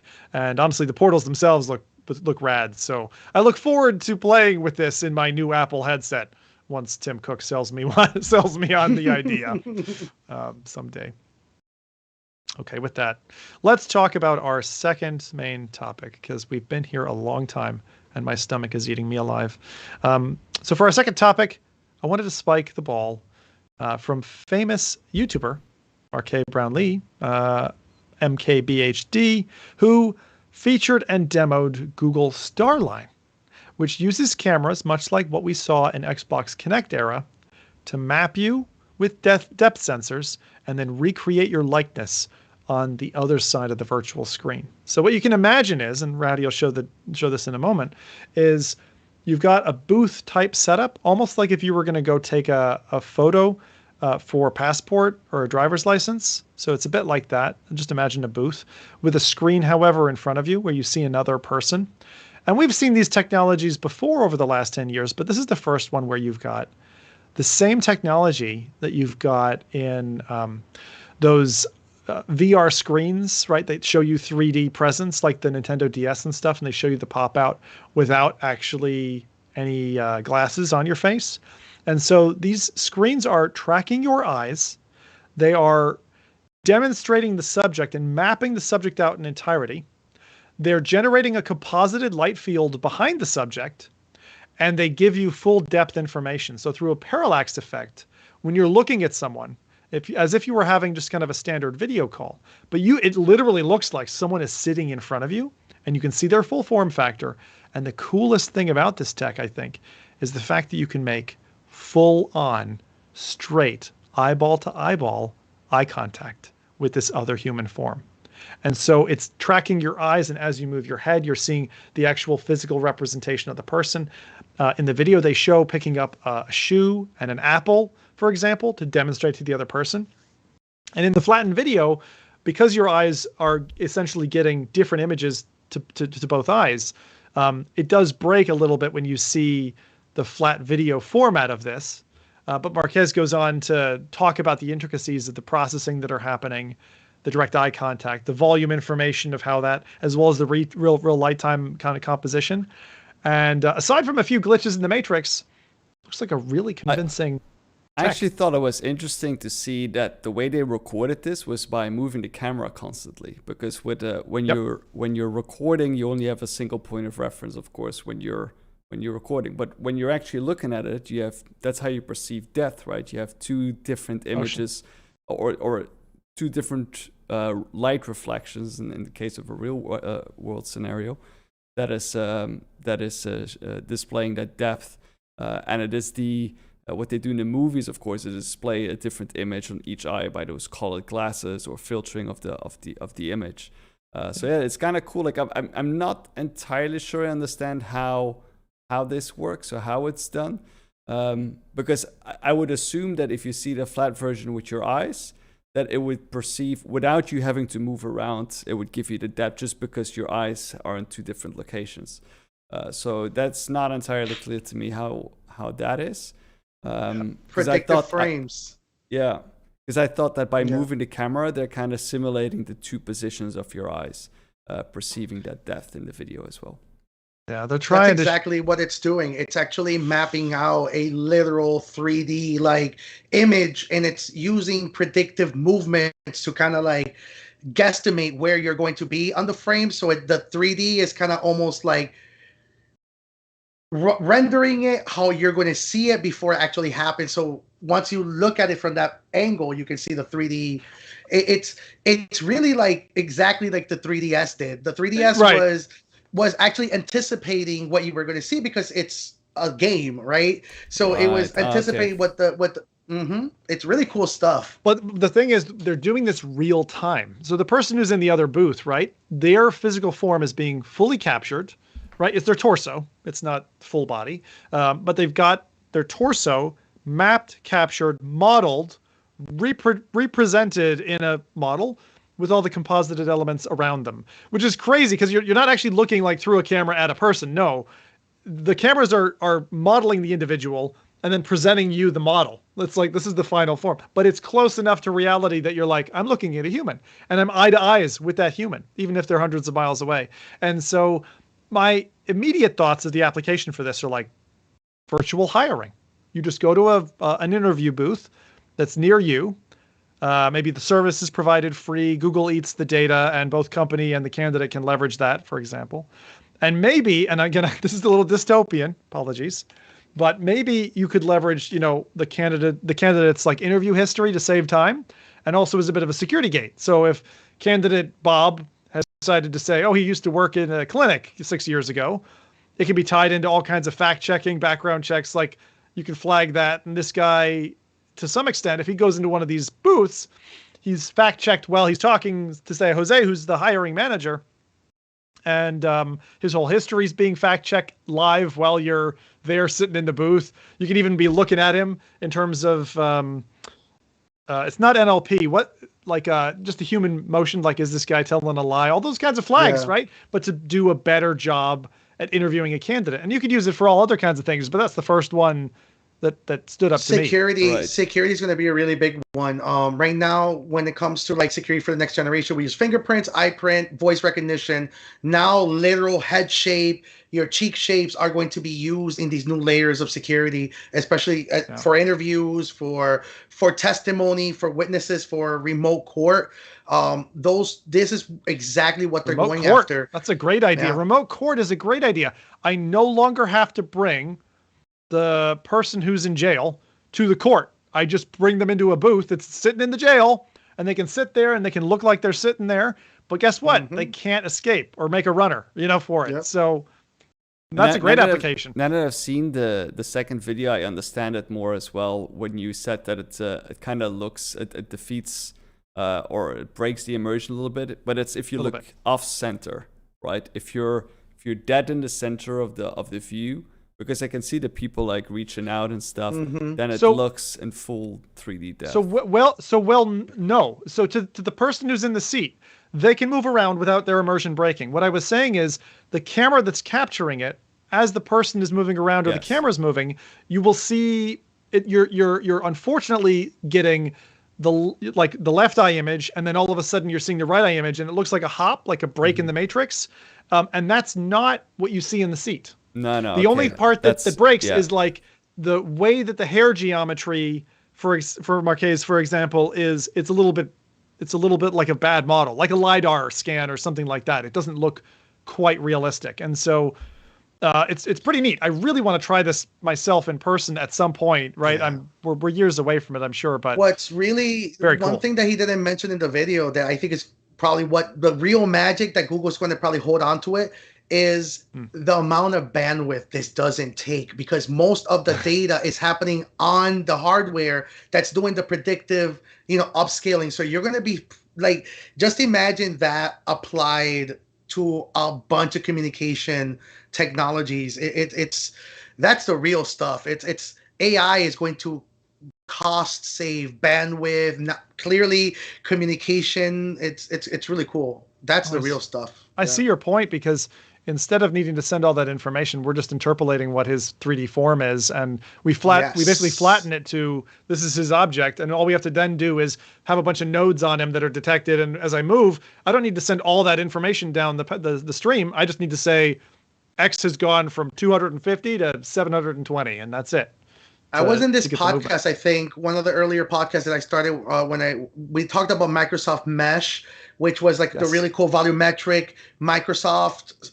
The reason that technology hasn't taken over is because the data and the bandwidth it takes. But thanks to these new AI tools that are predictively telling you, hey, only show this. Once you apply that to that technology, you're going to start seeing a boom in graphics, upscaling, and I could talk about that for hours and I won't. So sounds good. All right. We're almost at next week's or 2 weeks version. So maybe we're nearly at the next one. So that is the main topics. Thankfully sorted. If you've hung on this long, thank you so much. I thought we wouldn't have enough news this week. This is crazy. So it's that time of the show when Jose's got the ropes and the megaphone, and he gets to tell us all about upcoming VR games. We don't do my 1 hour presentation on AI. No, I'm ready. Yeah, I think they've been through enough at this stage. No, I think So, fortunately, I always go for the weirdest titles out there. Weird. Or standing ones. But he's doing me proud. He's doing me proud, Rowdy. Yeah. He's doing me proud. So first one is Hello Neighbor Search and Rescue. Oh, cool. It's doing a PSVR 2 and Quest and PCVR release on May 25th. Looks to be $29.99 US. It's set in the Hello Neighbor universe. By the way, that's 24.18 pounds. It's set in the Hello Neighbor universe. I think it is not the same game as Hello Neighbor. It looks like a complete reimagination. It's set in the world. It looks like there's a lot of more missions and it's pretty, don't really know much about it. Looks very interesting. Looks kind of reminds me of those like Kids Against the Kidnapper kind of movies vibe. So I'm definitely very interested in playing that game. Like this game just freaks me the hell out. Like I just cannot play games like this. I cannot. Me like either. Where I need to be constantly running or on my edge. Chased. Yeah. Hell no. My wife's like that. She hates Same. being like chased or hunted. Like we played DayZ once, and she was literally in tears by the end of it because some dude was trying to hunt her down. And like for me, it's the opposite. I love like Alien Isolation and VR and stuff like that. So Hell I look no. at this game a bit like Subnautica in that it's a game that on the face of it looks friendly, but it doesn't look friendly to me in game design. I think No. it's going to be. Jose. I think it's going to be No. kind of terrifying. Actually, I think it's going to be kind of like a horror game. Yeah, I like it exactly that. In the trailer, kind of honestly, the Hello Neighbor trailers didn't do much for that energy, but this one does. I don't know, Yeah. maybe seeing the other characters, and there's like a scene where you see one of the characters behind a cage and you're communicating with them, and yeah, it looks interesting. But yeah, that's May 25th, $29.99 US, 24.18 pounds. Next one I have is I love the name Crimen, Mercenary Tales. And it's pretty much crime in Spanish. They haven't really said much about the game, but I think it's episodic because right from the initial messaging they say there's 8 exciting episodes, so I don't know, or 8 missions. They kind of went out of their way to let you know how many missions total there are, so maybe it is episodic. There's no price yet announced. May 25th, it kind of looks like, it reminds me of the Road for El Dorado, the movie. I don't know if anybody's seen that animated movie. Sword fighting and it's kind of it's adventure puzzle. Yeah, it seems like they set in like different times, like if like pirates, medieval, like more like a fantasy kind of thing. Almost feels like Wanderer had a baby with what was the jungle one? Tarzan VR. It was like Tarzan VR, yeah, which did episodic as well. It didn't do very well. So I don't know. This I'm gonna reserve my judgment. The mechanics looked fun. Yeah, the mechanics looked fun. Like right in the trailer, there. I think it's like the final scene in the trailer. You see, it kind of made me think of like Mania for the Nintendo, but you see him like opening up like a book and like doing some like medieval like witchcraft, and also you see the casket open, you see like this like vampire fly out. It definitely reminded me of like the 90s action movie and El Dorado adventure Indiana Jones vibe. Definitely very interested. No price unfortunately yet announced, but that's May 25th. Right now it's only announced on the Quest. Hopefully it comes on other platforms. Okay. Number 3, I believe it's a classic at this point, Horror Bar VR. Looks to be making its PSVR 2 release on May 25th. Also looks like May 25th is the the magic date this time around. But yeah, it reminds me of Cook Serve Delicious, but with a horror twist. So all the food are like nasty, food and monsters. Eyeballs and slime. Yeah. Instead of serving pizza, you're serving, eyeball fish goo pizza or something like that. But yeah, it's making its PSVR 2 debut on May 25th, $19.99 US. That's about 16 pounds. And the last one that kind of snuck up last minute, it was a straight up DM on Twitter, Dunfire VR. The trailer makes me think of Pistol Whip and Dungeons and Dragons. It's a hand-tracked game. It's an App Lab title. Also releases on May 25th. It is I forgot what they're called, rail shooters, kind of like Pistol Whip. You're using your hands, but you're instead of just pointing, you're doing different hand mechanics for different attacks. So it's pretty much Pistol Whip and Dungeons and Dragons, fused up. No price announced on that yet. It's an App Lab game, so I'm assuming it's probably going to be free at first. But yeah, that's all the games I have. What was the name of that last one there? It is called, just let me make sure now you got me, Dunfire VR. Dunfire. Yeah. Dunfire. Okay. It seems like we're getting like a lot. I mean, I don't want to like be too overly negative, although I do have that reputation maybe. It feels like we see a lot of like reiterations of like things that have proven to be successful in the past. Like we see that with that cooking game. I mean, because it's fun to show, but like a lot of these are like they either have to be really cheap so you can get like maybe like an hour of fun out of there, and the last one as well, like it feels a little bit. I mean, of course, it's an Apple app, so I can't complain about it. But Yeah. it's like, I don't know, like it feels a bit worrisome for the state of VR gaming. I think that these are like. Well, we're also just before 3 major showcases, right? So maybe that's. People I just have been hope it's holding. not going to be only tech on those. I mean, really think it's going to be only tech.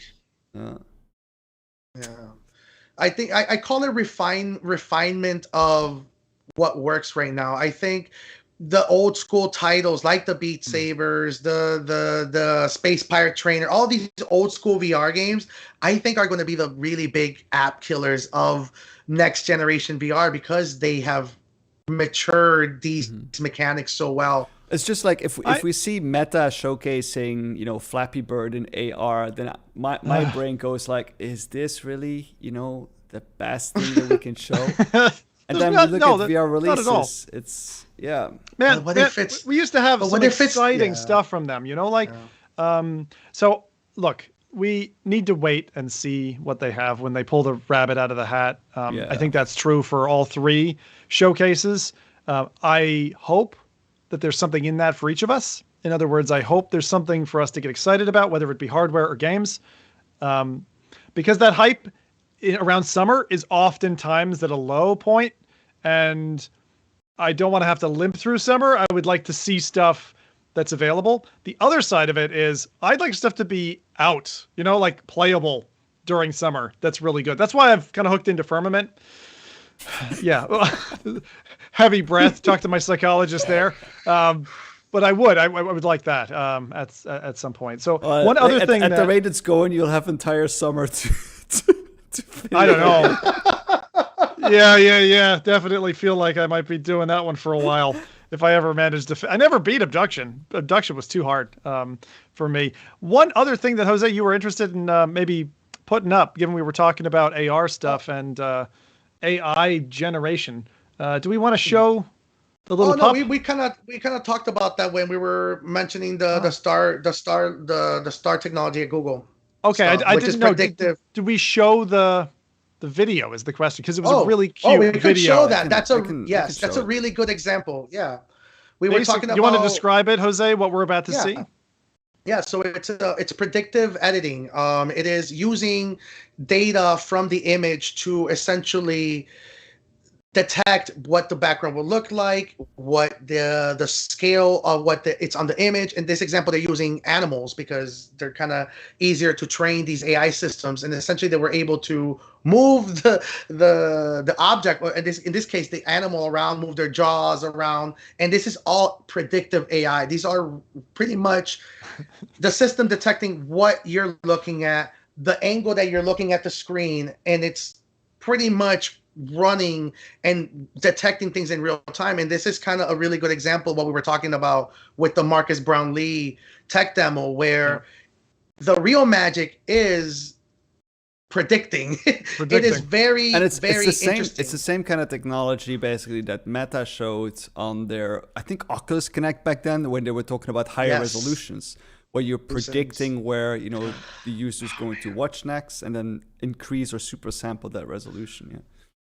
Yeah, and that's what I love. I love this tech, but the one thing that it absolutely, as a point of news for people, I mean, not to say that we haven't been tricked in the past, but differentiating between what is real and what is just someone who made up a video or a GIF or a news article, we're about to enter a period of the gray zone, and it's going to be very difficult to tell what's real from what's fake. And when you get on the megaphone and you're spreading that information further afield, you could easily find yourself in an abused situation where you're presenting a message. So we're gonna have to be very careful as we go through the next, couple of years with all of this. But hey, if I want to get my dog to sit down in a family photo, hey, now I can do it, and that I love that representation. So thank you for showing us that, Jose, and for the releases this week. Look, we are just winding this show down now. So if anyone has something final to say to get off your chest, like Zim, you held us captive for too long, then by all means do that while I do this showtimes. We are a long-running show, and we cast every other Saturday on YouTube and Twitch. The show starts at 10 a.m. Pacific, just like the Apple and Meta stuff coming up, 1 p.m. Eastern and 6 p.m. in the UK. If the live show doesn't tickle your fancy, or you've got just too many things to juggle and life's many side quests, the audio version is one Beethoven would appreciate. Wait, wasn't he deaf? Anyway, go try out iTunes, Spotify, and SoundCloud, which usually drops about midweek to help you on that trip to the office. On behalf of our sponsors, again, I would like to encourage you to check out Swordsman VR and Rogue Ascent if you haven't gotten your hands dirty yet. Pick your poison, and tell a friend or colleague about FReality. Because apparently it's easier to get into heaven that way. It's like a priority fast track system. With the current queue times, that'll save you about 370 years waiting at the pearly gates. So it's a good deal if you ask me. With that, thank you everyone for your feedback there. My aggressively Canadian comment coming back there. Thank you, Laura. Yeah. The maple leaf is there to let you know which time is Canada, which time is the UK for my international streams that we do. With that, any other comments that you guys? I know Crash said that I was screaming under my desk with Alien Isolation. That's true. That doesn't mean I don't get pleasure from it, though, Crash. Zim usually screams when he gets pleasure. And oh God, yeah, I don't have a follow-up to that one. Firmament. That is true. But hey, lads, you made it to the end. You tuned in and you took this journey with us across the dusty desert of progress. VR, AR, and XR tech looks like it's going to get exciting and has been getting more exciting every day. So before long, we're going to be absolutely surrounded by it. It will be something that normal folk can't ignore. Join us, nerds. People are going to be ending up taking holidays away from this stuff and trying to remember what grass is. But till that day, thank you for listening. We'll catch you on the next episode of FReality. Cheers.